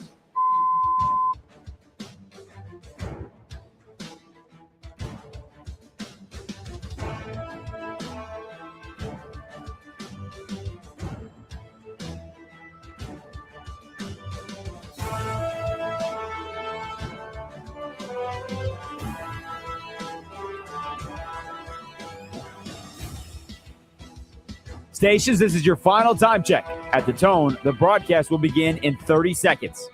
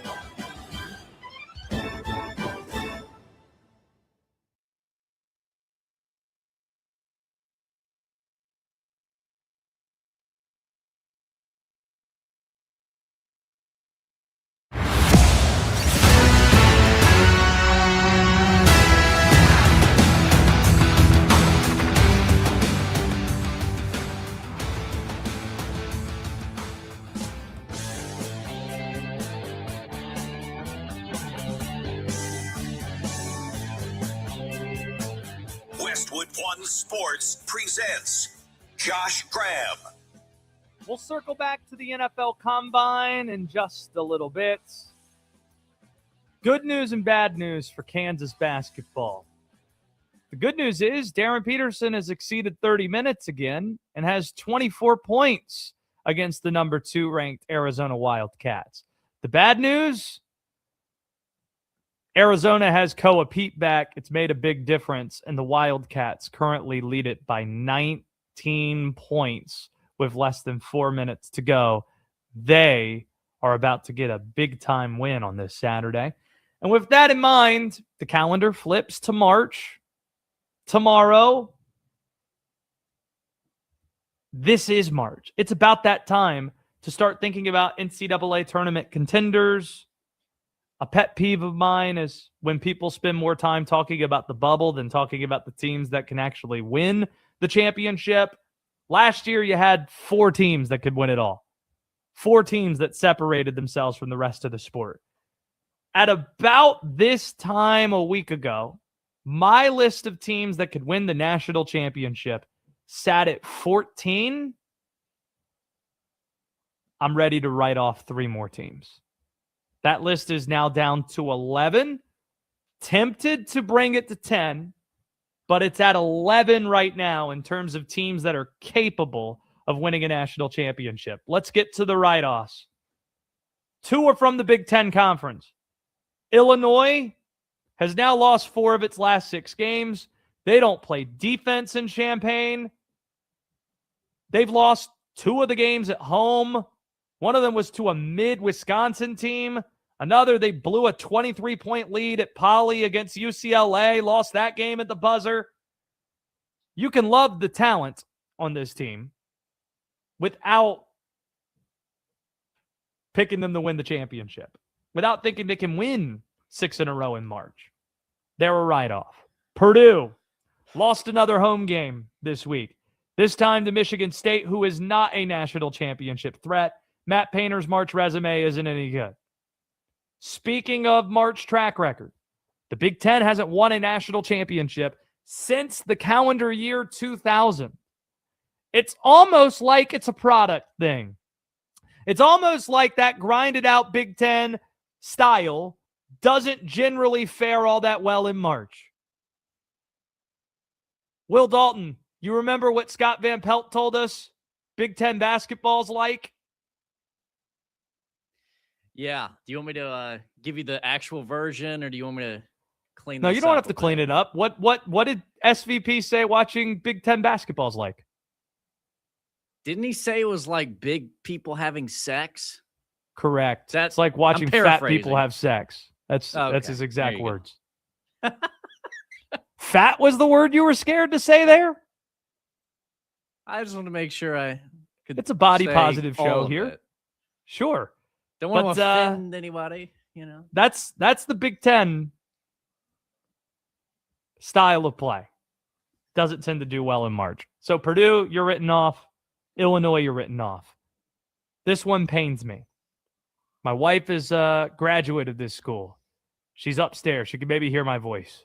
Got a signed basketball from Tony Bennett, the legend at Virginia. Number 11 Virginia, they're a write-off. They were beaten at Cameron by 26 points today when they averaged 83 points per game. They don't have massive marquee wins. They've won the right games they need to be in a good spot. And this isn't supposed to be a knock on Virginia. They're like our guy in the movie Clerks. I'm not even supposed to be here today. There's one team ranked in the top 25 that has there's only one ranked team that has a first-year coach. That's Ryan Odom at Virginia. Being a first-year coach generally doesn't bode well in the tournament. All 9 of his players that average double-figure minutes in the rotation, they're newcomers. They're all freshmen. They're all transfers. So Virginia, that's not going to lend itself well to winning 6 in March. They're out as well. So that's trim my list of teams capable of winning a title to 11. I badly want to get to 10 because that's a good round number. But here's how I'm tiering it right now, Will. There are 6 teams that I love, that I unforgivably love. And it's Duke, Arizona, Michigan, Houston, UConn, Florida. Those 6.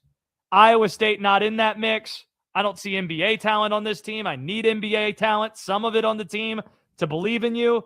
And right now they're down double digits on CBS with about 6 minutes to go. Probably should turn that basketball game on rather than this Kansas-Arizona game, since that lead is ballooned, to 20 points now?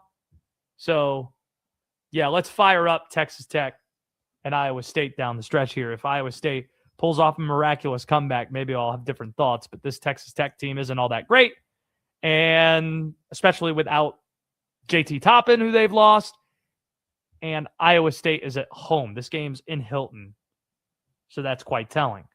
But Iowa State, as of now, is in that second group that I can't completely write off from winning the title yet. They're in a group with teams I don't love but can't write off. Iowa State, Gonzaga, Nebraska, Kansas, and yes, Will, the North Carolina Tar Heels. With Caleb Wilson. I like that. Yeah, that's an important factor there. But and then they beat Louisville on Monday without him. Louisville lost to Clemson today. Don't quite know what I make of that. It's a great coaching job, though, by Hubert Davis. There's no doubt about that. This little stretch here. Swaggy McNolegs writes in, BYU got a shot. They did until, kind of like Texas Tech, same story. Texas Tech would have been on this list, really liked the team until JT Toppin went down. really like BYU until you lose Richie Saunders. And without Richie Saunders, no, they don't have enough to win 6 in a row. Does that mean they can't go on a run? Heck, people remember Steph Curry's run to the Elite Eight with Davidson all those years ago. Can AJ Debonsa string a few in a row? Sure. But winning 6 in a row, that feels like too much of an ask. So the list, alas, as of now, has been trimmed down to 11. And we still have a few weeks until the NCAA tournament starts. So by the time we get there, the list might be trimmed more. And just so you know how I do these lists, Will, I don't add teams to the list. Once you're written off, you're written off. Okay? So that's why the list might seem longer than people might say. How could you include these? These are teams I'm not ready to write off yet. Everybody else I've written off.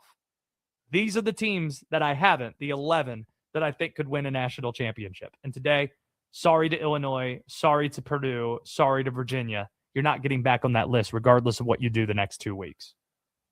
Just got to give everybody a fair chance here. That's what we got to do. Can't write people off too soon. You are listening to the Josh Graham Show, Westwood One Sports. Texas Tech has just buried 3 straight shots to put away Iowa State here. That's now a 14-point deficit. This show is sponsored by our friends at Progressive Commercial Insurance. They protect small businesses with affordable coverage options. Get a quote today. ProgressiveCommercial.com. Before we circle back to the NFL scouting combine, let's hit on the NBA real quickly. Con Knippel has gone from being a plus 500 underdog to win Rookie of the Year going into the All-Star break to now being a betting favorite. He's passed Cooper Flagg in this regard. And frankly, this is the way it should have been all along. Cooper has more talent than Con does. There's a reason why he was the number 1 pick and seemed to be, in some ways, a generational talent. But Con's been the most consistent performer throughout the year. Con just broke the single-season three-point record for rookies this week. That's no small feat. Hit a few threes today. The Hornets have won 4 in a row, beat Portland. Keegan Murray had the original mark with 207 threes. He did that in 80 games. Con exceeded that in 59. Con also leads the entire NBA in threes, and that's by a wide margin. Con has 211. Donovan Mitchell has 20 fewer with 191. And I love the way the charismatic local TV play-by-play voice of the Hornets, Eric Collins, described Con Knippel because it's just a perfect way to capture him. He's unbelievable. He's made everything better. He's like basketball ketchup. You just put him on and like everything all of a sudden immediately is better just because of the way that he can shoot it and the way that he looks. Like I grew up in Cleveland, Ohio, and Mark Price had the shot that was supposed to be indestructible. And Con's got that similar shot, man. It just looks like it's going to go in. The Mark Price comp there. That's great. Basketball catch-up. Con Knippel. Basketball catch-up. Meanwhile, the reason why these odds have flipped so much is Con Knippel Cooper Flagg, missed his 5th straight game with a foot injury last night. That was actually a couple nights back. Or was that last night? His most recent game. And he's playing for a tanking team. And we got the most recent update that he's going to miss the next 2 games. That includes a rematch with Con Knippel head-to-head in Charlotte. And that's a bummer. It's a bad break for the NBA. Because the first time those teams played, how great was that? Cooper Flagg went for 49. Con went for 34. Con got fouled at the end by Cooper to set up 2 free throws to win the game for Charlotte. And you just want to see those teams together. In fact, I have a buddy of mine. It's a mutual friend of ours, WD, that has a dad that wanted to watch, loves Duke, wanted to watch Con play Cooper. So they got tickets a month ago to go to this game. And now you're not going to see Cooper Flagg anymore? It happens way too much. And you can't tell me that Cooper Flagg's not playing that game's Tuesday night or Monday night, whatever it is, if it's a playoff game. If it's a playoff game, you telling me Cooper Flagg's going to miss it? Probably not. And that's the issue. And it's bad. It's bad for the league because that could have been a good spotlight spot. And I think the league's going to punish. If the voters that vote for this award, I think they hate this stuff. And if you have Con Knippel, who's on a team trying to win, it's been a good story. That's going to be elevated over a guy that might have slightly better stats, but doing so on a team not trying to do anything and getting a lot more usage because they don't have any other guys to give the ball to. Brandon Miller, LaMelo Ball, Miles Bridges, they're all on this team. Craziest stat I've seen. You might know that Con Knipple leads the NBA in threes. Have you seen the stat about the top 3 3-point makers this calendar year in 26? Who they are? LaMelo, Con, Brandon Miller. It's insane. It is nuts. See, you're the Yeah. Hornet fan. I'm speaking I your am. love language right now. In our exclusive interview with Duke coach John Shire this week, we asked his thoughts on his Duke duo and what they're doing in the NBA, and this is how that sounded. How much have you been following the Rookie of the Year race in the NBA? Closely. In all seriousness, by watching the success they've enjoyed in the best basketball league in the world, in what ways do you think those guys sacrificed in terms of individual production by choosing to play together and play at a place like Duke? Yeah, well, I think you can definitely say if first of all, if they wanted to score more, average more points here at Duke, they could have done that as well. I mean, Cooper Flag, man, we had a lot of games where we had big time leads, and Cooper was getting his guys shots. You know, that's what he did. You know, Con, again, it was about winning. So if they wanted it to be about stats, even here, they could have done that. Secondly, of course, they could have gone somewhere else, and it's just about them, and that's it. But they wanted the big. Really appreciated John Shire spending the time with us. If you missed that conversation, it's up on our YouTube channel. Search Westwood One Sports Night to find that. It's also where you could chime in on the show, as many people are doing now.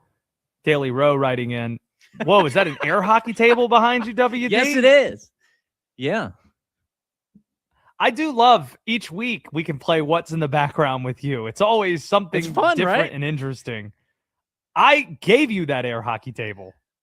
Yes, you did. It was. I in the moved it to my house. new house, and whoever was vacating the house was supposed to take the air hockey table. They didn't. And So I then rented a truck and I got it. I didn't want it. And I was like, hey, Will, do you want this thing? And you said, of course. How many times have you played air hockey on it in your home? A nice handful, actually. Like, I've got a neighbor that I've played with a handful of times. If I ever have a female friend come over, they want to You play air It's just- hockey? it's What fun. is this, big? I like air hockey. What's wrong with that? I picture your house. It's like Tom Hanks in Big, where the lady comes back and it's like, oh yeah, check out this trampoline and check out all these other things and look at this bunk bed. I got top bunk. I'm on top. I may or may not have had an experience like that earlier this week, where do somebody have, came over. I do have new studio. I see. Features here. Have my the Pirates Jolly Roger that is actually pretty thick. So it's not. It might look like it's something that might just tip over, but no. Shout out to the Pirates. Gonna hang out back up there. I've heard from all the people at my alma mater saying, how do you have stuff from Wake Forest and App State and Virginia and the Hurricanes? Well, they've all given me stuff. My alma mater hasn't stepped up in Greenville, America, so I had to go out and buy something. That's what I did. Figure it out. Get some East Carolina representation up there. It does have me thinking college baseball season started. It is about time for baseball to get fired up. You have the WBC next week, the World Baseball Classic.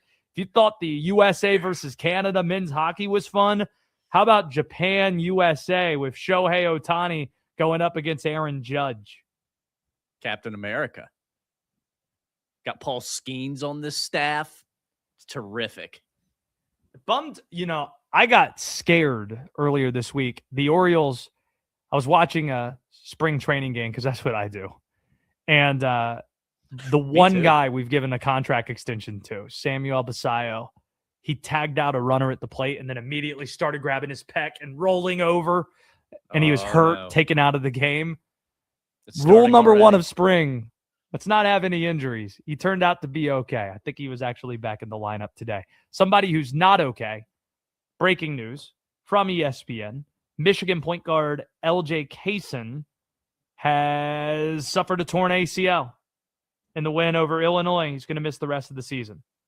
Now, he is a bench piece, averaged about 8.4 points per game, but key part in the rotation. Just got that coming down from Michigan.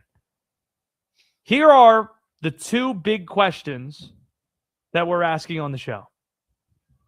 Two ginormous questions, if you will. What product's better, college basketball or the NBA? And also, Fernando Mendoza, what is he going to be in the NFL? We've got some good, we've got some bad, we've got some ugly from Indy. We'll get to it all, put a bow in the combine next. There's some big names on the trade block. Jalen Waddle, Max Crosby, A.J. Brown. Where are they going? And how will the moves impact your team? We'll tell you as it happens. Westwood One Sports.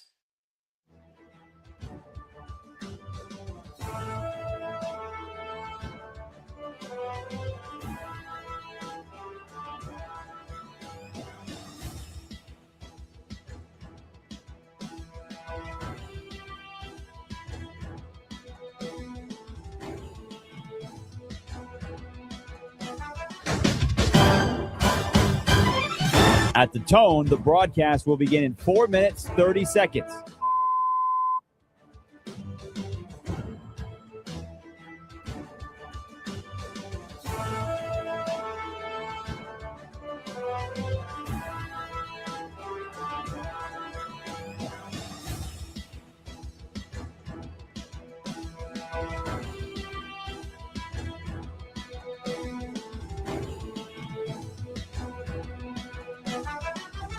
At the tone, the broadcast will begin in 4 minutes.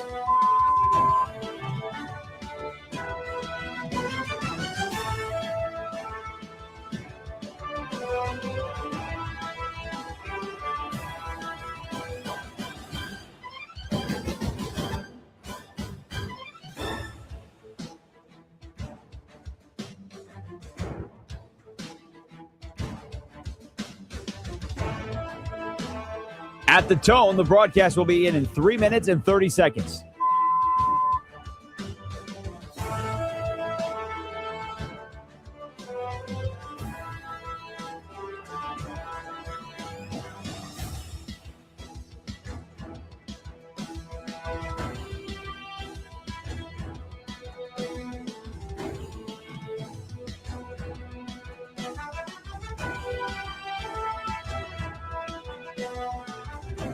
At the tone, the broadcast will begin in 3 minutes.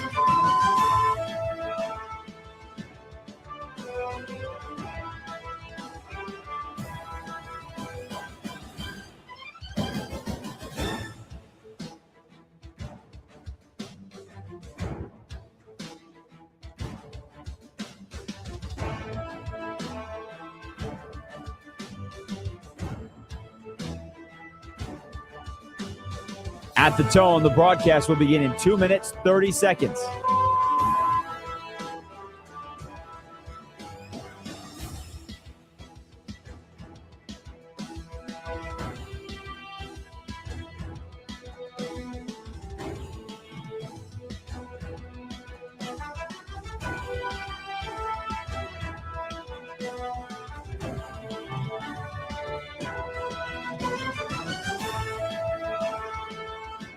At the tone, the broadcast will begin in 2 minutes.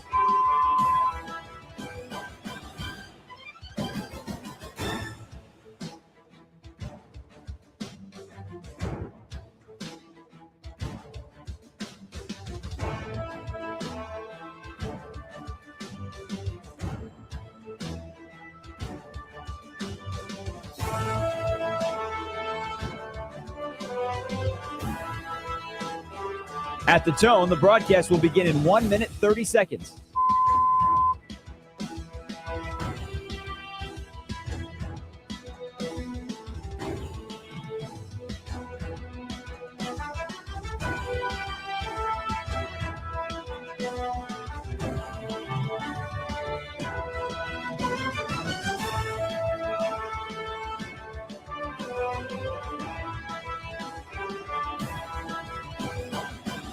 At the tone, the broadcast will begin in 1 minute.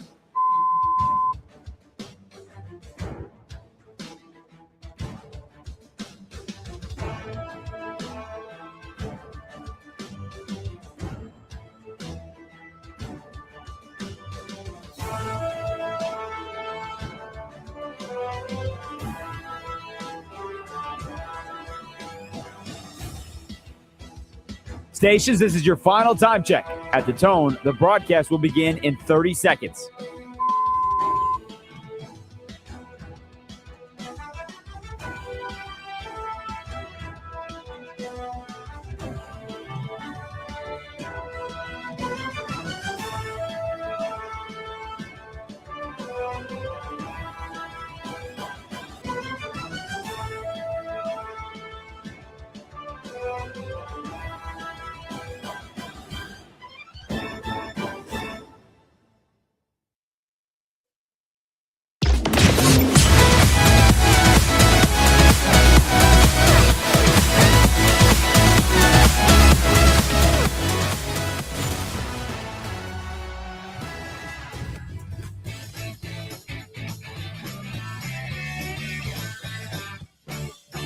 Westwood One Sports presents Josh Graham.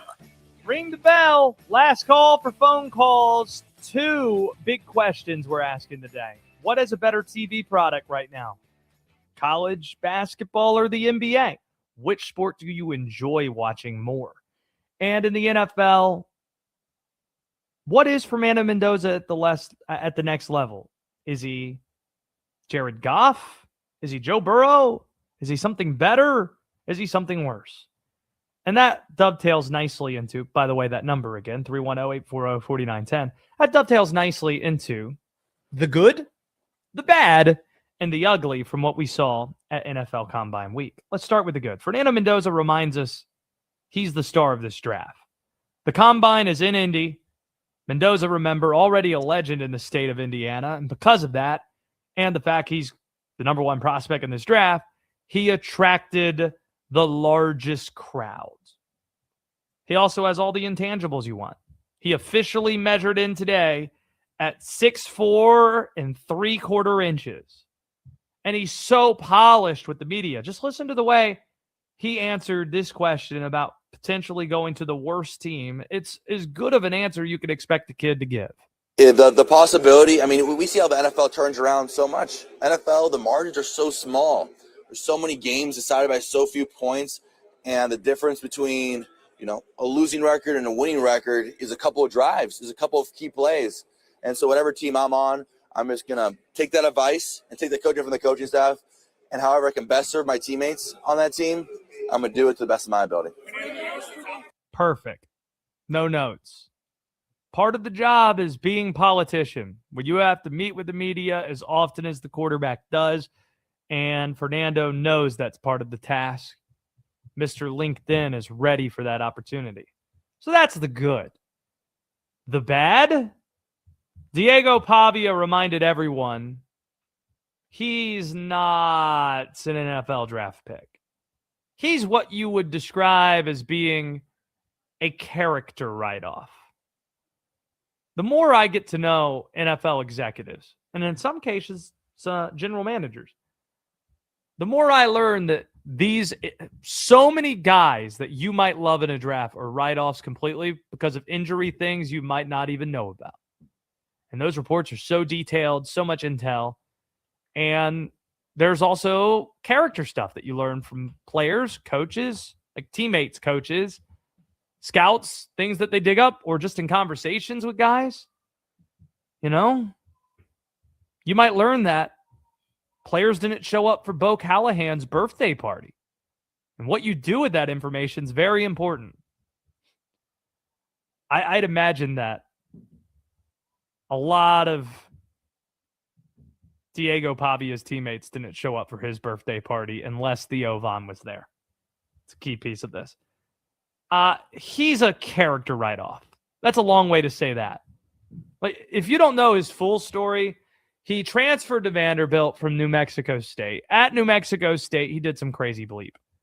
One of the things he did, he went to the rival New Mexico Lobos and urinated on the midfield logo or on the logo indoors. It wasn't even outdoors he did it. He went to the indoor facility, urinated on the Lobos midfield or logo. Not great. Then he gets to Vandy. You have the instance where they lose at Alabama. He confronts an Alabama fan yelling, "I do what I effing want," while grabbing his crotch.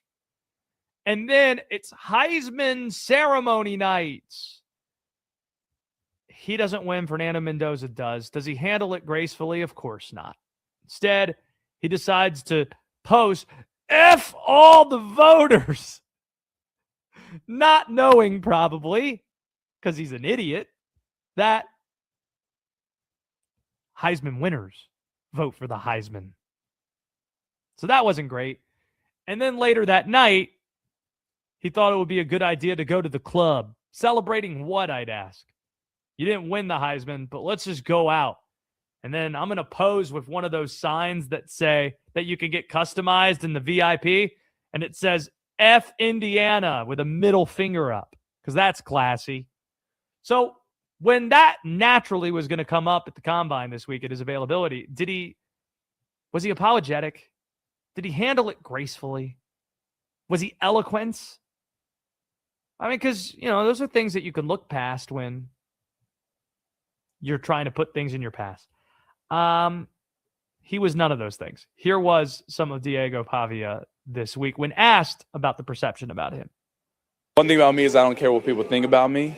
I think that just comes from, God has a plan for me regardless. But the way the media is they're supposed to put out, clickbait and things like that. That's how people get views and that's how people make money.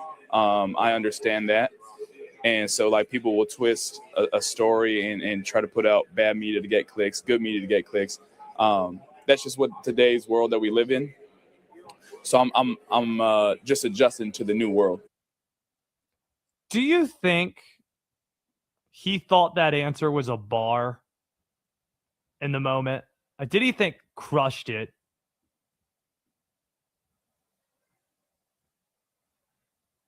Will Dalton? He probably did. I mean, you know how this guy thinks. But meanwhile, clearly we're looking at him. But meanwhile, we're looking at him like, just keep digging. Just keep digging. Nah, it is. Some people need to condition this out of their system. I don't care what anybody thinks. Well, you should.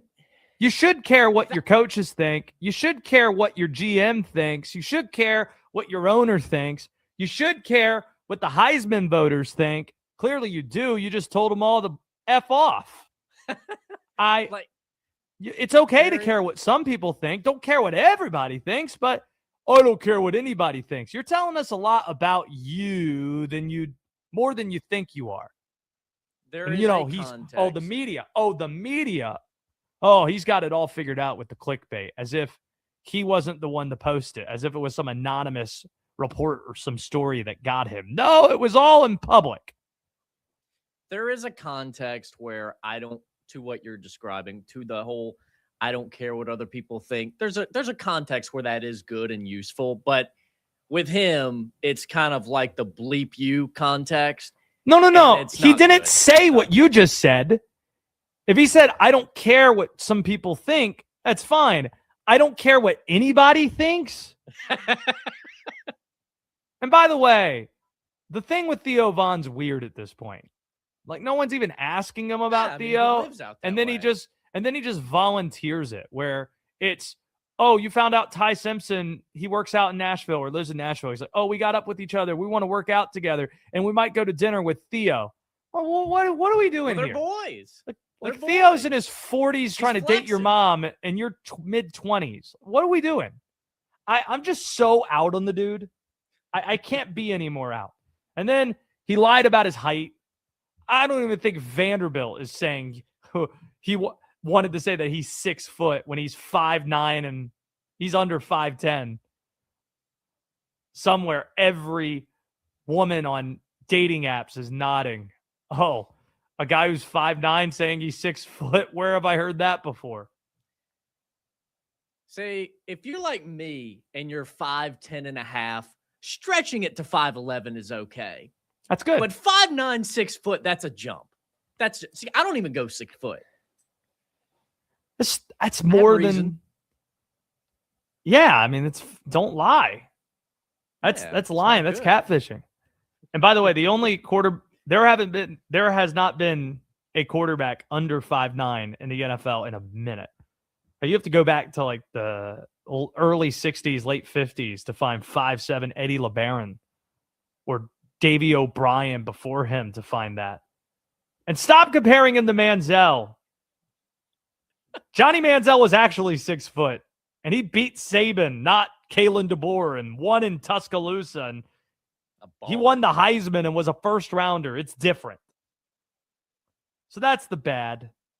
The ugly, I just don't like how all these edge rushers are being nitpicked. We watch the games. We know they're good. Do we really care if Ruben Bain's arm length is 30 3/4 inches or 31 and a half? Do we really care about Arvell Reese's positionless piece when we know that this guy's been so dominant? Do we really care about David Bailey not looking as mobile in his lateral movement with the shuttle time? Do we really care? Frankly, the whole combine, it just gives me a headache because it's obvious you could tell who the NFL draft gurus are that don't watch college ball during the season. Will Dalton, what are you laughing at? So Swaggy McNolegs in the comments here. He's been on a roll today. He said, I hope Poppy is there was shrinkage. Okay. We got George Costanza references here. 310-840-4910. If you want in, last call for phone calls. Didn't even get your thought on, do we have the right comps for Fernando Mendoza? Worst case, this is what you are. Best case, this is what you are. I think worst case, it's Jared Goff. Best case, it's Joe Burrow. Maybe somewhere in between. So you don't want the Tom Brady one in there. I just want to make sure I have that correct. No Tom Brady. And yes, I think it's okay and safe to say that Fernando Mendoza would have gone number one in last year's draft over both Cam Ward and Shedeur Sanders, which made someone upset. I love the Jared Goff comp. I like that a lot. I'm very protective over Joe Burrow, so that might be a bit of a stretch. But that's the best case scenario. That's the best. That's the best. So I get that. But even then, like Joe Burrow's, he's a class of his own. So Joe. But he's not in a class of his own. He's in a class with the best quarterbacks: Josh Allen, Lamar Jackson. He's Jared in Goff. Pat Mahomes. That's a good one. Maybe Stafford. I don't know. And Jared Goff's a top 10 quarterback in the league, isn't he? Oh, yeah. Do you like a Stafford comp? No. Okay. I think that's maybe. That might be a place that's in like between. The halfway point, maybe. Yeah, see? That's why I was thinking it. I think that's where he's going to end up. See, some are probably saying, Josh, there are definitely worse scenarios here. When I'm saying, would you say Jared Goff is comparable to where Kirk Cousins was 5-6 years ago? Like, there was a time that Kirk Cousins, you could make a case, is close to being a top 10 quarterback in the league. It's like, very that's to me similar. Yeah. So that's where I'm saying the low point is, because I can't remember the last time we've had an absolute flop as the number one pick in the draft at quarterback. And you were asking the question, when was the last, I don't know if you got to this or not. You asked the question, when was the last time the Raiders had a quarterback in the first round? It was Jamarcus Russell, number one overall in 2007. They haven't taken a swing on any first-round quarterback. Not just number one overall. They haven't taken a swing on any quarterback in close to 20 years. That's correct. That was 20 years ago. Mm-hmm. Or 19 years ago. and they haven't taken a swing since. And I'm just trying to think, like the Raiders, they haven't drafted many quarterbacks in any round, it feels like. You just think about all the swings some of the good teams take when they don't have the quarterback and you're so desperate to try to find it. But the only guy I can think of off the top of my head was they brought Aiden O'Connell in once. I don't even know if they drafted him. Connor Cook in 2016 was a draft pick. They also drafted Derek Carr. Correct. 14. That was a second rounder. 36. And apparently they drafted Tyler Wilson. I don't have any recollection of Tyler Wilson whatsoever. But that's the list of quarterbacks since Jamarcus Russell that have been drafted by the Raiders. Derek Carr, round 2. Tyler Wilson, mid-round pick. Connor Cook. And they haven't drafted a quarterback since Connor Cook 10 years ago. That's crazy. Kind of blows you away a little bit. We have put it to bed to close out today's program. But we remind you to subscribe to our channels. Our YouTube channel at Westwood One Sports Night's been blowing up a bit. Shout out to my partner in crime, Linnell Willingham. Meal Mondays. He just got hungry at around 2 a.m. and decided he was going to make some pancakes while delivering takes, and he didn't have a spatula in his house, so instead he was like stirring it up with a knife. It's so creative. I love it. So many people were interested to see what that was looking like at 2 a.m. They flocked to our YouTube channel, and a couple hundred people subscribed. And then we had the head coach from the number 1 team in the country join. So that's what we describe range. If you want to watch takes being delivered as you make pancakes at 2 a.m. with a knife being used to stir it up, that's one piece. If you want to catch the head coach of the number 1 team in the land, you have that too. Being told there's a chance we might be joined by either Ian Eagle, Seth Trimble, or Noah Eagle next week's program. Noah Eagle is calling Duke, North Carolina next Saturday for Westwood One. So maybe we need to figure out a way to get Noah and Ian, get them on the show talking some college hoops, some NBA. Figure it out. We'll work on it. Will Dalton, what do we have to put this show to bed? It's the great taco seasoning scandal. Next. How long will the Steelers wait for a decision from Aaron Rodgers? Or could Mike McCarthy and company be in the market for a QB like Malik Willis in free agency? Westwood One Sports.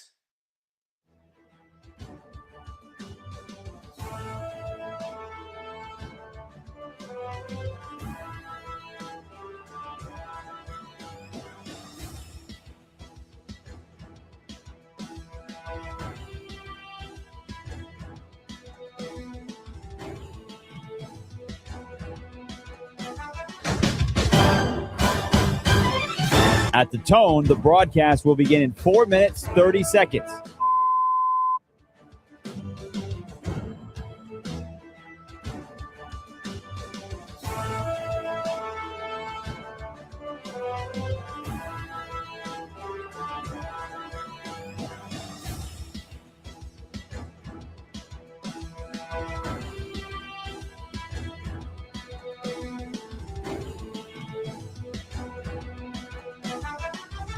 At the tone, the broadcast will begin in 4 minutes.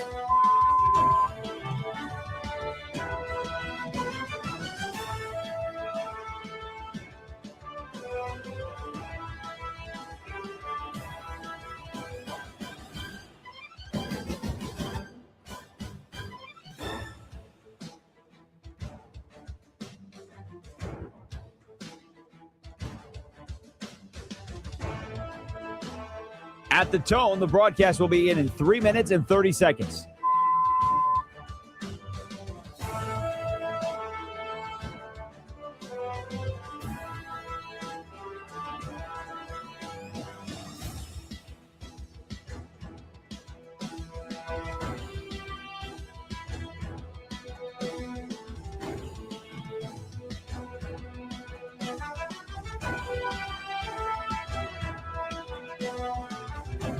At the tone, the broadcast will begin in 3 minutes.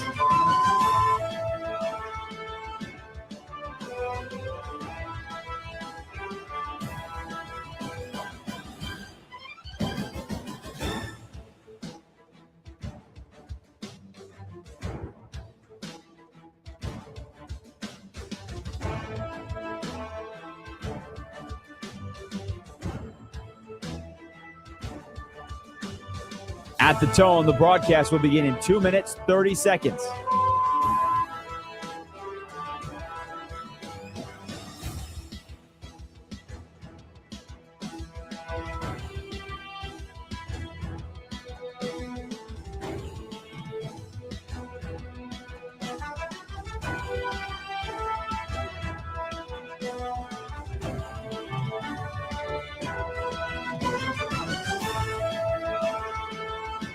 At the tone, the broadcast will begin in 2 minutes.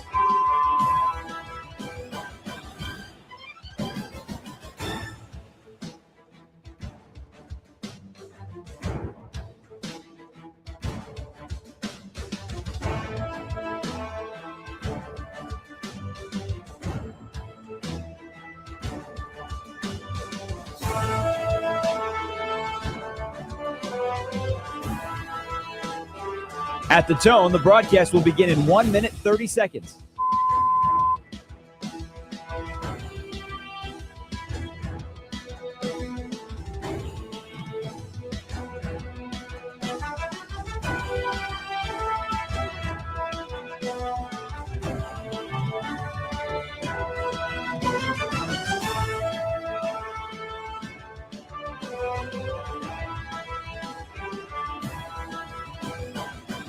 At the tone, the broadcast will begin in 1 minute.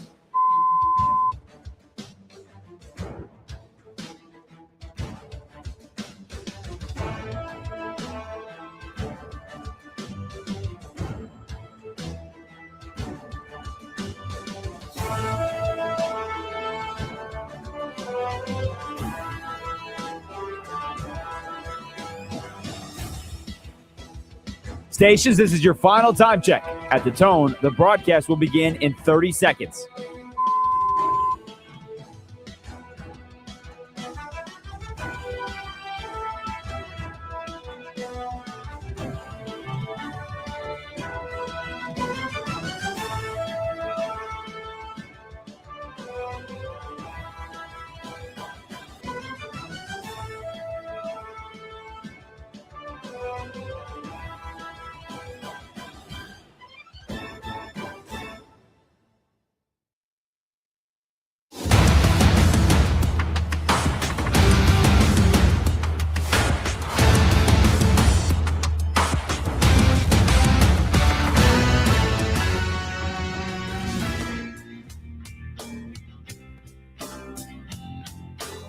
Westwood One Sports presents Josh Graham.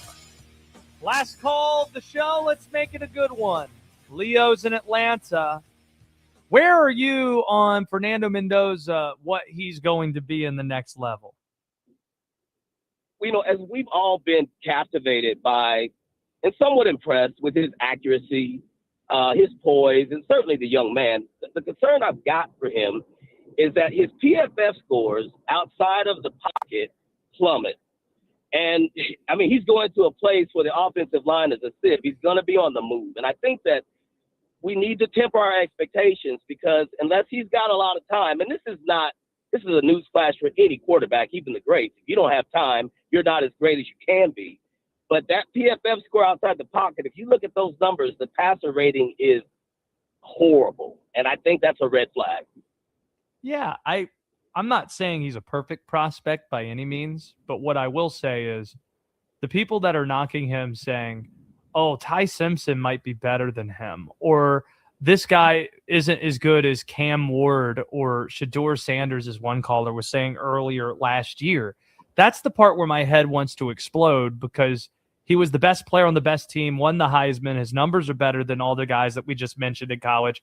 And I know they just won the championship and we've been brainwashed to think that this is somewhat normal, but he did it at Indy Freakiana. Well, and I think it's relative too, because if you were to look at his quarterback grade compared to other classes, I don't know that he would have rated as highly. I just think that the one thing that we got to make sure that we don't do is that we equate what happens in college with the pros. We see a lot of teams that drafted quarterbacks that they thought were going to be Mahomesian, and what we have seen is that there's a huge curve. And I like Mendoza, I really do. My concern is what he does at the next level when his lack of athleticism outside the pocket, especially, and that accuracy in the pocket, just might be something worth looking at. All right, I appreciate the call and appreciate the stat as well. I hope you'll give us a shout again. There goes Leo in Atlanta. Let's get ready to close things out the right way, at least on this show. There's going to be plenty more fun ahead here on Westwood One Sports.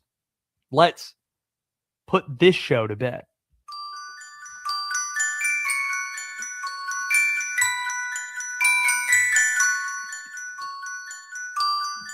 Will Dalton, give us something to close out today's show with. You know I'm all about, there's the kick. You know I'm all about capitalism, right? Yeah, hashtag capitalism. You're the type of guy that loves picking up things at Goodwill and then athletic gear or equipment and then trying to flip it at sports shops and make a buck. Yeah. Flip life. So this guy in Florida, he tried to pull off a scheme. He actually was successful for a time. So he is accused of stealing trading cards worth thousands of dollars from a Florida Target. Did it at Walmart too. And the way he did this was he used taco seasoning packets. He essentially took a taco seasoning box that's just full of about 99 packets, and he slipped these card packets in the box with the taco seasoning. And so he only scans the taco seasoning box and walks out with all these cards that are in there. So apparently this theft resulted in about a loss of more than $10,000 for Target and Walmart combined. He got nearly $40,000 in revenue reselling these cards before he finally got caught. Wow. Yeah. Did you see Pretty the clever, video? right? We haven't talked about this. We were talking about Khan and Cooper. Did you see the video of Cooper Flagg paying $7,000 for some of Con Knippel's cards? I did. Your reaction to that was what?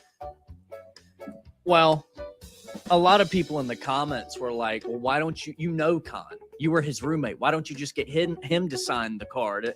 But the problem is when you buy one that's graded already, there's going to be more value on that than if you just get like a raw card and have him sign it.